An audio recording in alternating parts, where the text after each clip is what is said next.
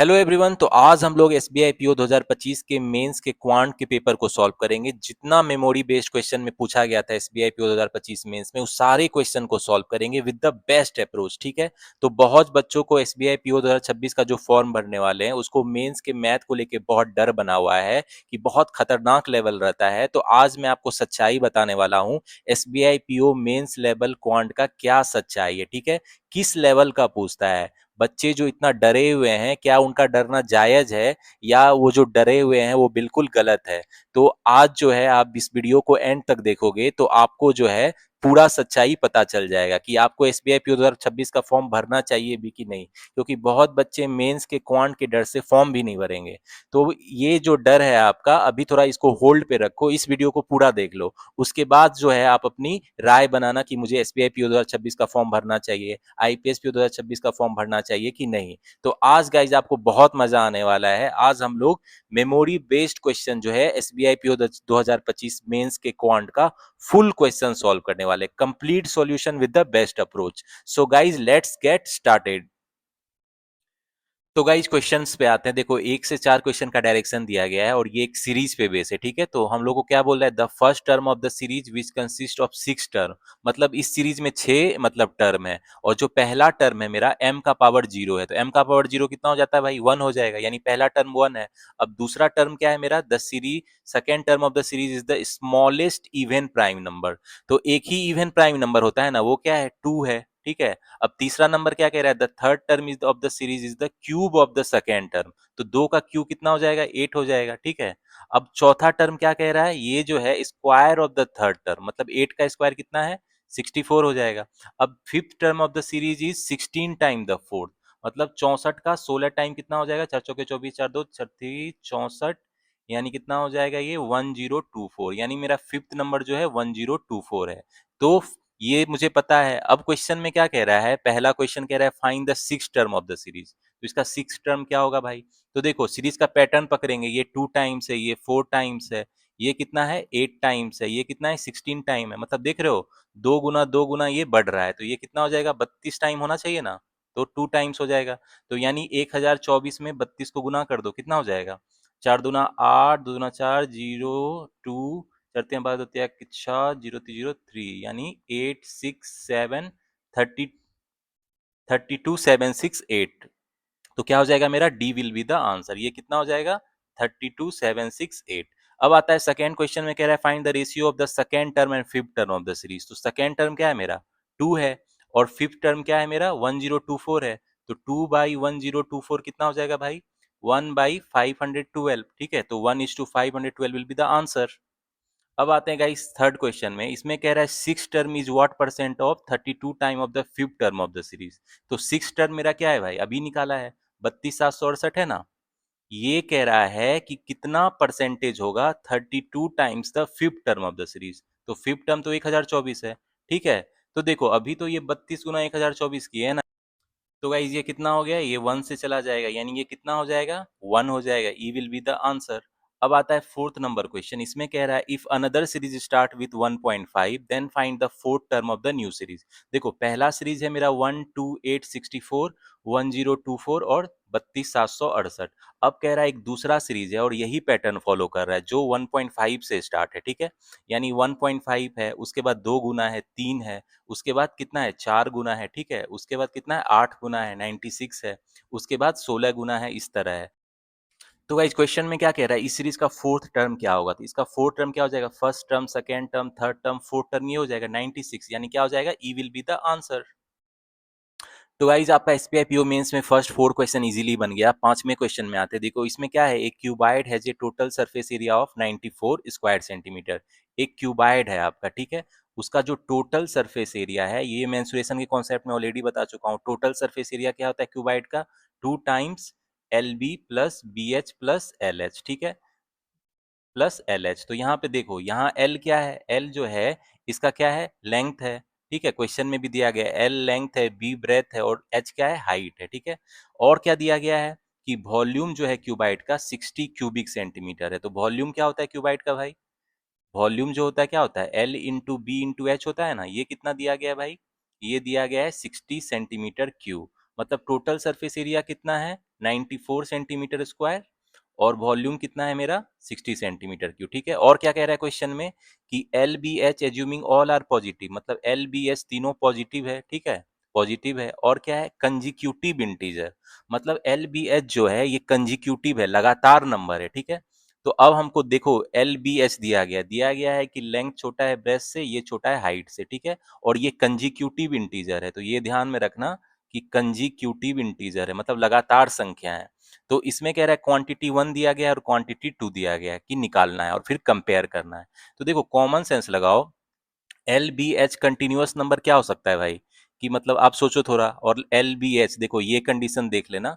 तो देखो एक मेरा ध्यान में आ रहा है 3 4 5 हो सकता है, एल 3 हो सकता है, बी 4 हो सकता है, और ये 5 हो सकता है, क्योंकि इसमें ये कंडीशन भी होल्ड करेगा और ये कंजिक्यूटिव भी है। ठीक है, तो हम लोग को लग रहा है 3 4 5 है। अब इसको देख लेते हैं कि ये इसको रख के सेटिस्फाई करता है कि नहीं। जैसे क्या हो जाएगा 12 + 20 + 15, ये 94 आ रहा है कि नहीं। 35 2 37 10 47, ये 94 आ रहा है। ठीक है, यानी मेरा पता चल गया, एल बी एच का वैल्यू पता चल गया मुझे। ठीक है, तो अब क्वांटिटी 1 क्या कह रहा है भाई, देखो क्वांटिटी 1 में कह रहा है find the lateral surface area of cuboid. तो क्यूबाइड का जो होता है लेटरल सरफेस एरिया क्या होता है, lateral surface area of cuboid मैं मेंसुरेशन के कॉन्सेप्ट में ऑलरेडी बता चुका हूँ। ठीक है, क्यूबाइड का लेटरल सरफेस एरिया क्या होता है भाई, 2 टाइम्स द हाइट और लेंथ प्लस ब्रेथ होता है ना। तो हाइट कितना है इसका 5 है, और लेंथ प्लस ब्रेथ 3 + 4 है, यानी कितना हो गया 7 × 5 = 35 दूना 70। ठीक है, ये 70 आ गया, मतलब क्वांटिटी 1 मेरा कितना है भाई 70 आ गया। ठीक है, अब आता है क्वांटिटी 2 क्या है भाई, देखो क्वांटिटी 2 क्या है मेरा, total surface area of a cube with side B. ठीक है, देखो क्यूब जो है, क्यूब का दिया गया है, क्या दिया गया है मेरा, क्यूब का जो है total surface area of a cube with side B, cube का साइड क्या है बी है, बी जो है क्या है मेरा, क्यूबाइड का ब्रेथ जो है ये बी है, ये 4 दिया गया है ना। तो यानी क्यूब का साइड कितना है मेरा 4, उसका दिया गया है ये 4 है। ठीक है, तो अब जो कह रहा है कि total surface area of cube क्या होता है भाई, क्यूब का टोटल सरफेस एरिया क्या होता है, तो क्यूब का टोटल सरफेस एरिया पता है ना आपको, 6 टाइम्स द उसका जो साइड होता है उसका स्क्वायर होता है। तो ये कितना हो जाएगा 4 का स्क्वायर हो जाएगा, यानी 96 हो जाएगा ना ये।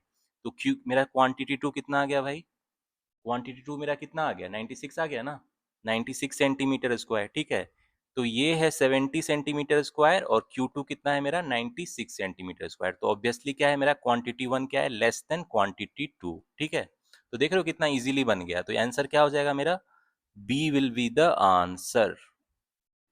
तो गाइज हमारे फर्स्ट 5 क्वेश्चन इजीली सॉल्व हो गए एसबीआई पीओ मेंस में। अब 6th क्वेश्चन पे आते हैं, और ये टाइम एंड वर्क का बहुत कंसेप्चुअल और अच्छा क्वेश्चन है। इस बार भी SBI PO mains IPS PO mains में टाइम एंड वर्क का इसी लेवल का क्वेश्चन पूछेगा। ठीक है, तो देखना मेरा अप्रोच क्या है इसको सॉल्व करने का, फिर आप उस अप्रोच को यूज करके क्वेश्चन को फास्ट सॉल्व कर पाओगे इन द मेंस एग्जामिनेशन। ठीक है, तो क्वेश्चन में क्या कह रहा है अच्छे से पढ़ लेते हैं।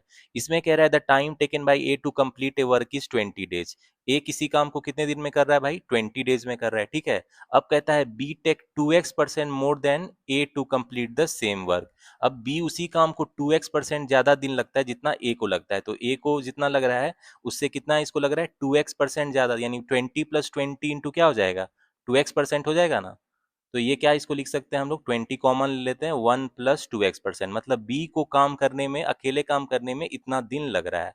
अब क्या कहता है कि C takes x% more days than B to complete the work, C को बी से भी x% ज्यादा दिन लगता है। तो देखो बी को इतना लग रहा है 21 + 2x% लग रहा है। ठीक है, इससे भी मतलब x% ज्यादा लग रहा है सी को काम करने में, तो ये क्या हो जाएगा 1 + x% हो जाएगा ना।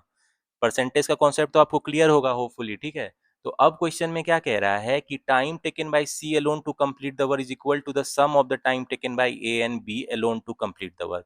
मतलब सी को अकेले काम करने में जितना दिन लगता है ये इक्वल है ए और बी को जितना अकेले दिन में काम करने में लगता है। ठीक है, तो यहाँ तो गाइस सी को जितना टाइम लग रहा है जितना ए और बी को लग रहा है, तो यहाँ सी को करेंगे कितना टाइम लगता है भाई, तो देखो सी को कितना टाइम लग रहा है 20 × 1 + 2x% इंटू 1 + x%, इतना टाइम लग रहा है ना। अब ए को अकेले काम करने में जितना लगता है और बी को कितना लगता है उसको सम कर देंगे, तो ए को 20 डेज लग रहा है। ठीक है, और बी को कितना लग रहा है 20 × 1 + 2x%। ठीक है, दोनों को इक्वल कर दिए क्योंकि क्वेश्चन में दिया गया है। तो यहाँ से देखो 20 कट जाएगा ना दोनों तरफ, तो इसको हम लोग क्या लिख सकते हैं 1 + 2x% लिख सकते हैं, प्लस इंटू 1 + x%। ठीक है, ये इसको कितना इक्वल हो जाएगा 1 प्लस 20 तो कैंसिल हो जाएगा, तो इसको क्या लिख सकते हैं हम, 1 प्लस 2x% लिख सकते हैं। यानी इसको क्या लिख सकते हैं हम, 2 कॉमन आ जाएगा, 1 प्लस x% लिख सकते हैं ना। तो देखो 1 प्लस x% दोनों तरफ कट जाएगा, तो यहाँ से हम लोग क्या लिख सकते हैं, 1 प्लस 2x% मेरा कितना हो जाएगा भाई, 2 हो जाएगा। यानी यहाँ से 2x% मेरा क्या हो जाएगा, 1 हो जाएगा। तो इसको हम क्या लिख सकते हैं, इसको लिख सकते हैं ना, 2x/100 इक्वल टू क्या हो जाएगा, 1 हो जाएगा। इसीलिए यहाँ से मेरा x का वैल्यू कितना आ जाएगा भाई, 50 आ गया। तो x का वैल्यू पता चल गया कि मुझे 50 है। तो अब देखो, ए को 20 दिन लग रहा है अकेले काम करने में, और एक्स का वैल्यू कितना आ गया मेरा 50। तो बी को कितना लगेगा भाई, बी को कितना टाइम लग रहा है, 50 दूना 100, यानी 100/100 1, यानी ये 40 हो जाएगा। बी को कितने दिन लग रहा है, 40 डे लग रहा है। सी को कितना लगेगा, एक्स का वैल्यू 50 रख दो, तो 50 दूना 100 2 हो जाएगा। ठीक है, तो ये कितना हो जाएगा 20 × 2, और ये कितना हो जाएगा 3/2, यानी कितना हो जाएगा 60। तो अब मुझे पता चल गया है ए बी सी को कितना टाइम लग रहा है अकेले काम करने में। ठीक है, ए को 20 दिन लगता है, बी को कितना लग रहा है भाई, बी को 40 दिन लग रहा है, और सी को कितना लग रहा है 60 डेज। ठीक है, तो अब क्वेश्चन में क्या कह रहा है कि find the time taken by all to complete the 11 times the work. मतलब 11 टाइम्स वर्क का तीनों को कितना दिन लगेगा कंप्लीट करने में। तो देखना अभी अप्रोच देखना मेरा, अभी एक बहुत बढ़िया अप्रोच बताने वाला हूँ।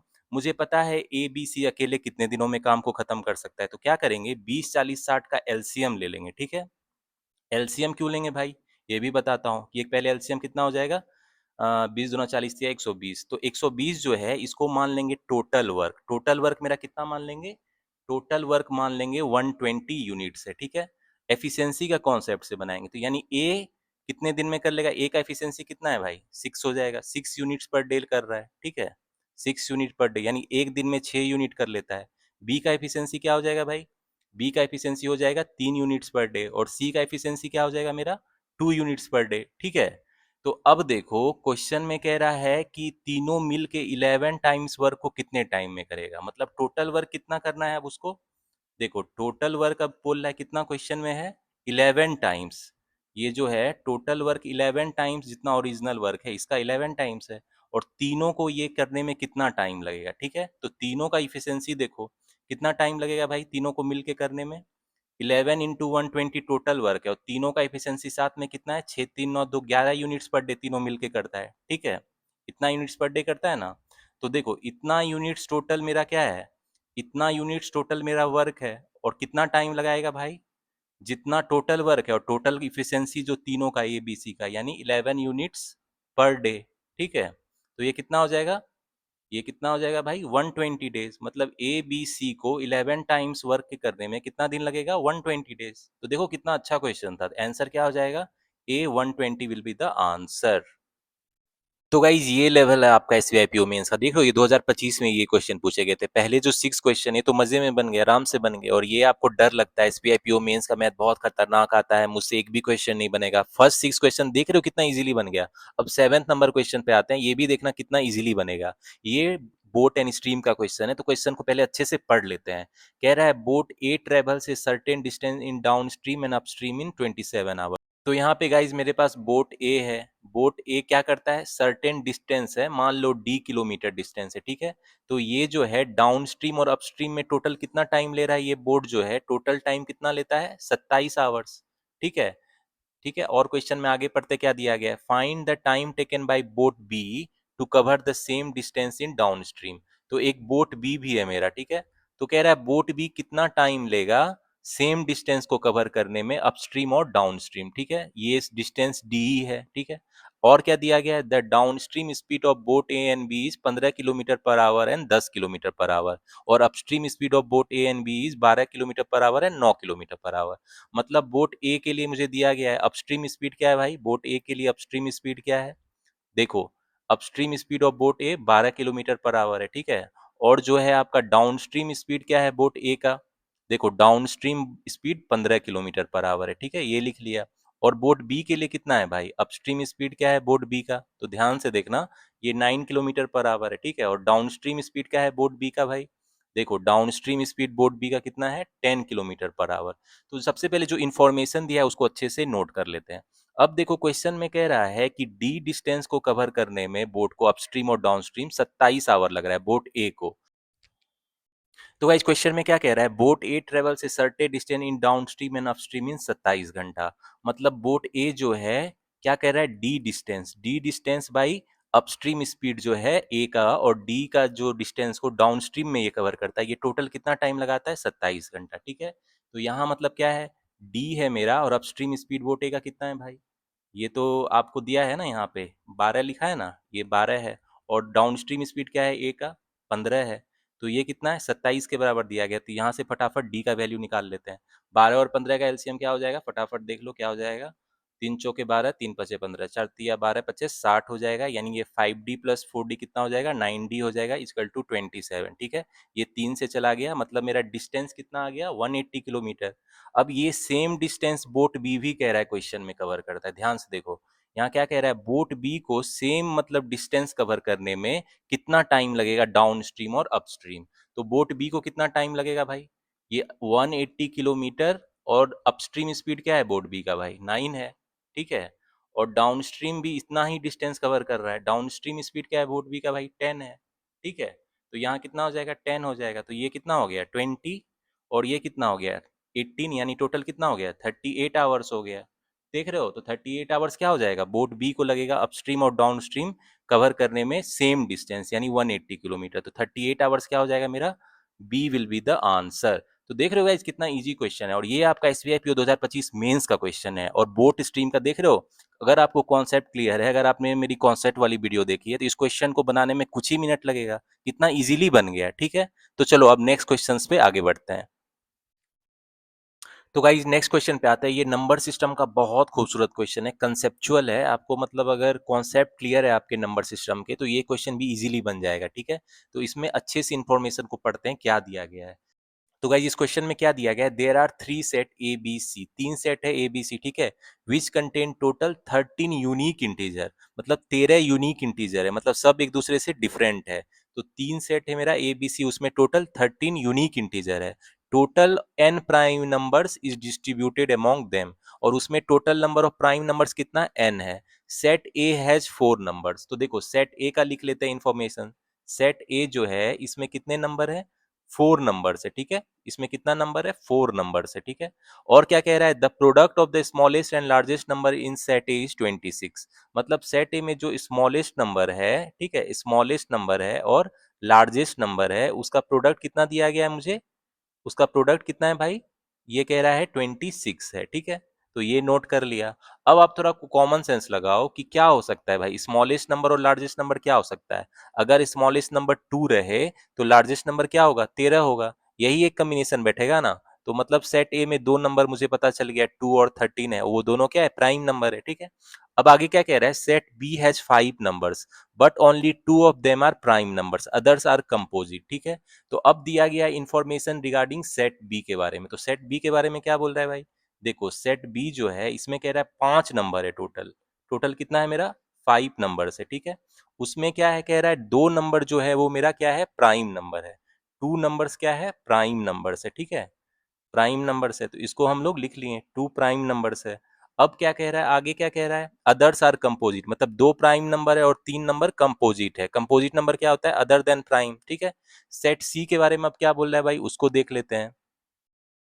तो भाई सेट सी के बारे में क्या कह रहा है, ये देख लेते हैं। देखो सेट सी में जो है मेरा, ये क्या कह रहा है कि इसमें 4 नंबर है। सेट सी में टोटल कितना है, 4 नंबर।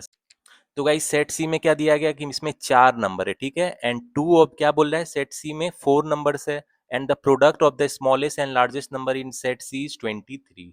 मतलब स्मॉलेस्ट और लार्जेस्ट नंबर का जो प्रोडक्ट है सेट सी में कितना है, 23 है। तो लिख लेते हैं इसको, स्मॉलेस्ट और लार्जेस्ट का जो प्रोडक्ट है ये कितना है भाई, लार्जेस्ट का जो प्रोडक्ट है ये कितना है, 23 है। 23 है। ठीक है, तो देखो अब यहाँ 23 है तो क्या हो सकता है, थोड़ा आप दिमाग लगाओ कि जो स्मॉलेस्ट और लार्जेस्ट का 23 है तो क्या हो सकता है। यहाँ स्मॉलेस्ट और लार्जेस्ट नंबर का प्रोडक्ट 23 है, तो स्मॉलेस्ट अगर 1 हो तो लार्जेस्ट क्या होगा, 23 है। और ये भी कह रहा है 23 is the highest number in all 3 set. मतलब इसमें जो 13 यूनिक इंटीजर है उसमें जो सबसे हाईएस्ट नंबर क्या है मेरा, 23 है। ठीक है, यानी सारा नंबर 23 से कम ही होगा। ठीक है, 23 या उससे कम होगा। तो ये मुझे पता चल गया है। अब हम लोग क्वेश्चन पे आते हैं। अब क्वेश्चन में जो दिया गया है उसको इन्फॉर्मेशन को यूज करते हैं। ठीक है, तो गाइस सबसे पहले सेट ए को देखो, सेट ए में कितना नंबर है टोटल, मेरा 4 नंबर है, ठीक है। और इसमें पता चल गया मुझे स्मॉलेस्ट और लार्जेस्ट नंबर क्या है, 2 और 13 है, ठीक है। बचा हुआ 2 नंबर मुझे पता नहीं है कि ये क्या है, लेकिन 2 नंबर तो मुझे पता चल गया ना। तो अब क्वेश्चन में देखो, ध्यान से देखो, ये बचा हुआ नंबर क्या हो सकता है भाई। तो गाइस देखो, सेट ए में जो है स्मॉलेस्ट नंबर 2 है, लार्जेस्ट नंबर 13 है, तो वहाँ की बचा हुआ ये 2 नंबर है, 2 और 13 के बीच में ही होगा ना, और सारा यूनिक इंटीजर है, तो पॉसिबल 2 नंबर्स क्या हो सकता है भाई सेट ए में। पॉसिबल 2 नंबर्स क्या हो सकता है मेरा, 2 नंबर्स क्या हो सकता है, देखो या तो 3 हो सकता है, या 4 हो सकता है, या 5 हो सकता है, या 6 हो सकता है, 7 8 9 10 11 और 12 है, क्योंकि 2 और 13 के बीच में ही होगा ना, क्योंकि 2 स्मॉलेस्ट है, 13 लार्जेस्ट है, ठीक है। तो ये पॉसिबिलिटी लिख ली है हम लोगों ने। अब आते हैं सेट बी में, तो मुझे पता है कि भाई मेरा 5 नंबर है, उसमें क्या है मेरा 2 क्या है प्राइम नंबर है, और सेट सी में 4 नंबर है जिसमें मुझे 2 नंबर पता है। सेट सी में भी क्या है, मुझे 2 नंबर पता है ना, ठीक है। तो अब आते हैं सेट बी में, देखो तो गाइस देखो, सेट बी में आते हैं हम लोग। सेट बी में जो है मेरा क्या दिया गया है, 2 प्राइम नंबर है, 5 नंबर है टोटल, उसमें क्या है मेरा 2 प्राइम नंबर है। तो सेट बी का क्या हो सकता है भाई, पॉसिबल नंबर क्या हो सकता है, इसमें टोटल क्या है मेरा सेट बी में भाई 5 नंबर्स है, जिसमें 2 क्या है प्राइम नंबर है, ठीक है। 2 क्या है मेरा प्राइम नंबर्स है। तो प्राइम नंबर मेरा क्या हो सकता है, देखो प्राइम नंबर का पॉसिबिलिटी क्या हो सकता है भाई सेट बी में, ये ध्यान से देखना। क्या हो सकता है भाई, 2 प्राइम नंबर क्या हो सकता है सेट बी का, देखो या तो 3 हो सकता है, या 5 हो सकता है, या 7 हो सकता है, या 11 हो सकता है, या 17 हो सकता है, या 19 हो सकता है। ये क्यों, क्योंकि देखो मैक्सिमम जो हाईएस्ट नंबर है 23 है, सारा नंबर जो है 23 से कम ही होगा। अब इसमें 2 पहले से ही आ चुका है, 1 पहले से ही आ चुका है, तो यूनिक इंटीजर क्या बचेगा मेरा, यही पॉसिबिलिटी बच जाएगा ना। तो जब नंबर रिपीट नहीं करना है, आप बोलोगे 1 और 2 को मैंने क्यों नहीं लिया, क्योंकि देखो 2 नंबर ऑलरेडी सेट ए में है, और 1 नंबर मेरा ऑलरेडी सेट सी में है, तो उसको छोड़ के बाकी नंबर जो मेरा कॉमन नहीं है उसको लेंगे, तो ये पॉसिबिलिटी है ना सेट बी में प्राइम नंबर आने का, ठीक है। तो इसमें देखो क्वेश्चन में अब क्या कह रहा है, 8 नंबर क्वेश्चन पे आते हैं। इसमें कह रहा है 2 prime number of set B is greater than 11, ठीक है। तो ये बी ग्रेटर देन 11 है, ठीक है, ये ध्यान देना। तो 2 प्राइम नंबर ग्रेटर देन 11 क्या है भाई, ग्रेटर देन 11 तो 17 19 ही है ना। तो मतलब 2 प्राइम नंबर्स क्या हो जाएगा भाई सेट बी का, एज पर क्वेश्चन 2 प्राइम नंबर्स क्या हो जाएगा भाई सेट बी का, 17 और 19 हो जाएगा, ठीक है। यानी सेट बी का जो 2 प्राइम नंबर है ये कितना हो जाएगा, 17 और 19, ठीक है। अब क्या कह रहा है कि ऑल आर, देखो सारा यूनिक इंटीजर है, so prime 13 can't be one of the prime set of B, ठीक है। देखो 13 तो ऑलरेडी आ चुका है ना मेरा सेट ए में, तो 13 मेरा बी में नहीं आ सकता है। तो गाइज और क्या कह रहा है क्वेश्चन में कि set C contains only one prime number, तो देखो सेट सी में तो मेरा पहले ही प्राइम नंबर एक है, 23 प्राइम नंबर पहले से है ना, तो ओनली वन प्राइम नंबर है। तो क्वेश्चन में कह रहा है find which of the following are the correct set of all prime numbers, मतलब सेट ए बी सी में टोटल प्राइम नंबर का जो सेट है उसको मुझे सेलेक्ट करना है। तो देखो सेट ए में मेरा 2 और 13 तो होगा ही, 2 और 13 तो होगा ही, ठीक है। इसके अलावा और क्या हो सकता है, सेट बी में क्या है मेरा पॉसिबिलिटी 17 और 19 है, ठीक है। और जो मेरा सेट सी में क्या है भाई, एक प्राइम नंबर 23 है ना, तो 23 है, ठीक है। तो यही पॉसिबल सेट होगा ना ए बी सी में प्राइम नंबर के होने का। तो आंसर क्या हो जाएगा भाई मेरा, B will be the answer. ये 2 13 17 19 23 ही पॉसिबल प्राइम नंबर्स का सेट है ए बी सी में, ठीक है। तो बहुत खूबसूरत क्वेश्चन था, थोड़ा आपको पॉसिबिलिटी लेना था कि different set A B C में क्या होगा, और क्वेश्चन में जो इन्फॉर्मेशन दिया गया है उसको यूज करके आपको क्वेश्चन सॉल्व करना था। तो गाइस इसके नेक्स्ट क्वेश्चन पे आते हैं। इसमें कह रहा है if n less than eight, तो एन यहाँ पे क्या है भाई, देखो क्वेश्चन में दिया गया है एन है total number of prime number, मतलब तीनों सेट ए बी सी में जितना प्राइम नंबर है वो टोटल कितना है, एन है, ठीक है। अब ये एन कितना दिया गया है, लेस देन एट, मतलब टोटल प्राइम नंबर 8 से कम है। And total prime number in set A is greater than set B, मतलब सेट ए में जितना प्राइम नंबर है वो सेट बी से क्या है, ज्यादा है। तो प्राइम नंबर ये ध्यान देना कि प्राइम जो है सेट ए में जो है मेरा ग्रेटर देन सेट बी में, ठीक है। और क्या दिया गया, देन फाइंड विच सेट है लीस्ट प्राइम नंबर, तो मतलब किस सेट के पास सबसे कम प्राइम नंबर होगा। तो देखेंगे सब में कितना पॉसिबिलिटी है प्राइम नंबर के होने का। सबसे पहले सेट ए में देखते हैं कितना प्राइम नंबर है, तो इसमें 4 नंबर है, और जो स्मॉलेस्ट और लार्जेस्ट क्या है, 2 और 13 है, ठीक है। और बचा हुआ 2 मुझे कुछ भी हो सकता है, बचा हुआ 2 का पॉसिबिलिटी क्या है भाई। तो गाइज और सेट बी में आते हैं। सेट बी में क्या मुझे पता है भाई कि इसमें 5 नंबर है, ठीक है, 5 नंबर है जिसमें 2 प्राइम नंबर है, मतलब ये कंफर्म है कि सेट 2 में प्राइम नंबर जो 2 ही है, मतलब इसमें एग्जैक्टली पता है मुझे कितना प्राइम नंबर है, ठीक है। तो ये क्वेश्चन में ही दिया गया है कि set B has 2 prime number, तो ये तो मुझे एग्जैक्ट पता है, ठीक है। अब क्वेश्चन में कह रहा है सेट ए में जो है प्राइम नंबर सेट बी से ज्यादा है, तो इसके पास अगर दो प्राइम नंबर है तो इसके पास कितना होना चाहिए, या तो 3 या 4 होगा। ठीक है, ये बचा हुआ दोनों प्राइम हो सकता है ना। तो सेट ए का क्या पॉसिबिलिटी है भाई, इसका नंबर ऑफ प्राइम क्या हो सकता है, 3 प्राइम नंबर होगा या 4 होगा, 3 और 4 प्राइम नंबर होगा ना। ठीक है। और इसका जो है सेट बी का मेरा दो एग्जैक्ट प्राइम नंबर है। अब सेट सी का देखते हैं। देखो सेट सी का क्या पता है मुझे, सेट सी में टोटल 4 नंबर है, टोटल 4 नंबर है, जिसमें लार्जेस्ट नंबर क्या है मेरा, लार्जेस्ट नंबर क्या है मेरा 23 है। तो 23 लार्जेस्ट नंबर है, तो ये एक प्राइम तो सेट सी में है, ये मुझे पता है। ठीक है। अब क्वेश्चन में दिया गया है कि टोटल नंबर जो प्राइम नंबर है वो 8 से कम है। तो देखो कितना हो सकता है मैक्सिमम प्राइम, या तो 6 होगा या 7 होगा। ये क्यों, क्योंकि देखो दो इसमें पहले से ही है, और मान लो सेट ए में 3 है तो 5 है, और इसमें एक तो पहले से ही, यानी कम से कम 6 होगा या 7 होगा। मतलब सेट सी में क्या होगा, या तो एक प्राइम नंबर होगा या दो प्राइम नंबर होगा। ठीक है, इससे ज्यादा नहीं हो सकता है। तो मतलब सेट बी में फिक्स है दो प्राइम नंबर है, सेट ए में 3 या 4 हो सकता है, और सेट सी में कितना हो सकता है 1 और 2। तो अब कह रहा है विच सेट है लीस्ट प्राइम नंबर, किसके पास सबसे कम प्राइम नंबर है। तो भाई देखो, अगर सेट सी 1 है तो इसके पास सबसे कम हो जाएगा, लेकिन अगर सेट सी 2 है तो बी और सी का इक्वल हो जाएगा। मतलब हम बता नहीं सकते, कैन नॉट बी डिटरमाइन होगा, तो डी क्या हो जाएगा मेरा आंसर। ठीक है। तो गाइज अब नेक्स्ट क्वेश्चन पे आते हैं। देखो इसमें क्या दिया गया है, if sum of all element in set C is 43। तो सेट सी में जो है जितने भी एलिमेंट्स है, सेट सी में कितना नंबर है भाई, मेरा 4 नंबर है, और एक नंबर मुझे पता है ना कितना है 23 है, जो हाईएस्ट नंबर है। ठीक है, चौथा नंबर मुझे पता है जो हाईएस्ट नंबर है। अब कह रहा है कि जिसमें जो है there is total 7 prime number in all three set. मतलब सेट ए बी सी में टोटल प्राइम नंबर मेरा कितना है 7 है। ठीक है, and the non prime number in set C are consecutive even number. मतलब क्या है, सेट सी में जो मेरा नॉन प्राइम नंबर है वो कंजिक्यूटिव इवन नंबर है। तो देखो अब हम लोग थोड़ा यूज करते हैं इसको, जो टोटल सेट सी में एलिमेंट है उसका सम कितना है 43 है, और जो बचा हुआ नंबर है ये क्या है कंजिक्यूटिव इवन नंबर है। ठीक है। और क्या कह रहा है, देखो यहाँ second number of set A is greater then 3। ठीक है, ये दिया गया है, तो कह रहा है find the sum of prime number in set A. Set A में मेरा जितना भी प्राइम नंबर है उसको हम लोग का सम निकालना है। तो सबसे पहले सेट सी को सॉर्ट आउट करते हैं कि इसका टोटल जो एलिमेंट है इसका सम क्या है 43 है, और हाईएस्ट नंबर 23 है, यानी बचा हुआ जो ये तीनों है इसका सम कितना आना चाहिए 20 आना चाहिए, और ये कंजिक्यूटिव इंटीजर भी होना चाहिए। तो ये क्या हो सकता है भाई 4 6 और 10 हो सकता है ना, यही पॉसिबिलिटी है ना, क्योंकि इसका सम 20 हो जाएगा प्लस 23 ये 43 आ जाएगा। ठीक है, तो यानी मेरा सेट सी क्या हो जाएगा, सेट सी हो जाएगा 4 6 10 और 23। ठीक है, तो सेट सी मुझे पता चल गया। अब क्वेश्चन को ध्यान से देखना कि सी में जो है मेरा कितना प्राइम है, सी में मेरा एक प्राइम है ना 23, यानी एक प्राइम है इसमें। ठीक है, एक प्राइम है। ठीक है, और सेट बी में मेरा कितना प्राइम है भाई, सेट बी में गाइस कितना प्राइम है, सेट बी में तो हम लोग को फिक्स है ना कि दो प्राइम नंबर है, ये तो फिक्स है, क्वेश्चन में दिया गया है, ये तो फिक्स है। यानी मेरा सेट सेट ए में कितना प्राइम नंबर होगा, देखो टोटल प्राइम नंबर 7 है ना, यानी दो एक तीन इसमें है, तो सेट ए में कितना होना चाहिए 4 प्राइम नंबर होना चाहिए। ठीक है, तो सेट ए में क्या पता है मुझे भाई कि इसमें 4 नंबर है, और स्मॉलेस्ट लार्जेस्ट पता है मुझे, मतलब स्मॉलेस्ट 2 है और लार्जेस्ट क्या है मेरा 13 है। ठीक है, ये पता है मुझे, देखो यहाँ लिख के रखा था ना।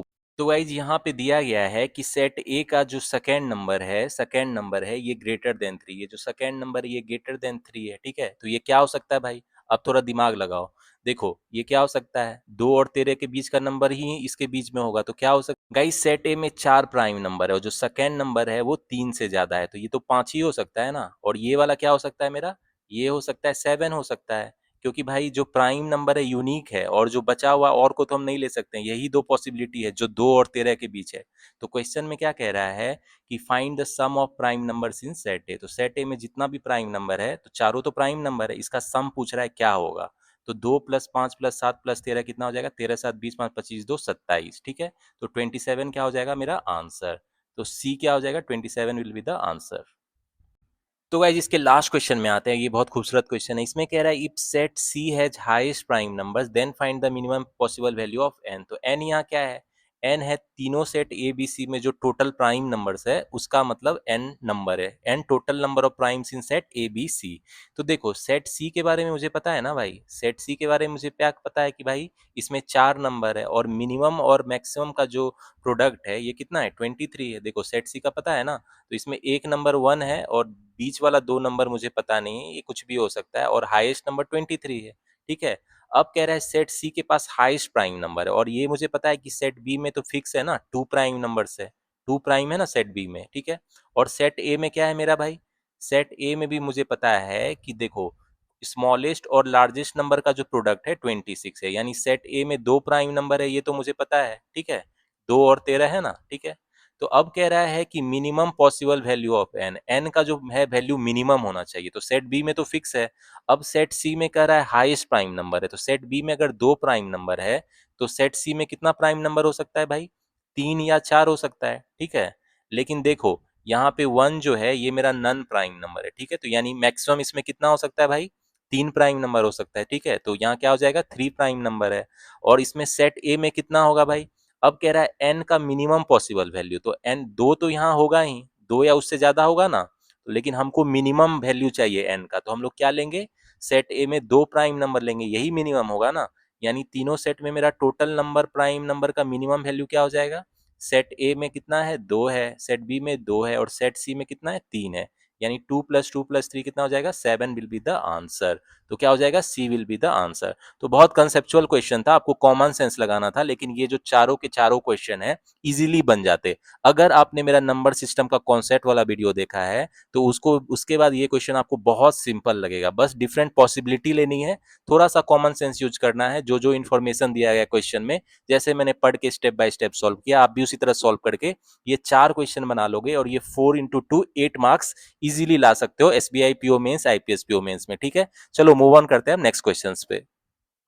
तो गाइस अब आते हैं नेक्स्ट क्वेश्चन पे। ये नेक्स्ट क्वेश्चन भी बहुत अच्छा क्वेश्चन है, बार ग्राफ पे बेस है। ठीक है, तो इसमें सबसे पहले हम लोग इन्फॉर्मेशन को पढ़ लेते हैं कि आखिर क्वेश्चन में क्या बोल रहा है। कह रहा है there are 200 student in a school, एक स्कूल है जिसमें टोटल कितना स्टूडेंट है भाई 200 स्टूडेंट है। ठीक है, उसमें से क्या कह रहा है some student like 3 different fruits, मतलब उसमें जो स्टूडेंट है वो 3 डिफरेंट तरह का फ्रूट्स लाइक करते हैं, एप्पल मैंगो और कीवी। ठीक है, और कह रहा है there are some student who do not like any fruit, लेकिन इस 200 में कुछ ऐसे ही बच्चे हैं जिसको कोई भी फ्रूट पसंद नहीं है। ठीक है, अब बार ग्राफ में क्या इन्फॉर्मेशन दिया गया है, तो ये दिया गया है percentage distribution of student who like Apple mango kiwi and only kiwi. ठीक है, तो बार ग्राफ में क्या दिया गया है कि परसेंटेज दिया गया है कितने बच्चों को सिर्फ कीवी पसंद है, कितनों को कीवी पसंद है, मैंगो पसंद है और एप्पल पसंद है। ठीक है, कह रहा है no student like all 3 fruit, मतलब एप्पल मैंगो कीवी तीनों पसंद हो ऐसा कोई स्टूडेंट नहीं है।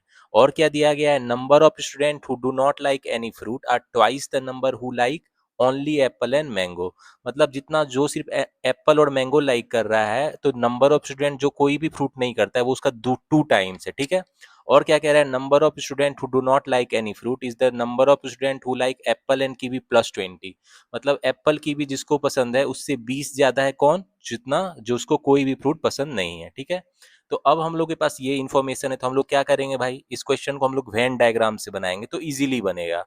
तो देखो परसेंटेज दिया गया है, ये 200 है टोटल स्टूडेंट जिसमें से 3 डिफरेंट फ्रूट्स लाइक भी करता है और कोई फ्रूट नहीं भी लाइक करता है। ठीक है, परसेंटेज क्या दिया गया है, ओनली कीवी लाइक करने वाले का कीवी मैंगो और एप्पल, तो हम लोग मान लेते हैं ये जो है सिर्फ एप्पल लाइक करने वाले कितने हैं, ये ए है। ठीक है, एप्पल और मैंगो पसंद करने वाले बी है।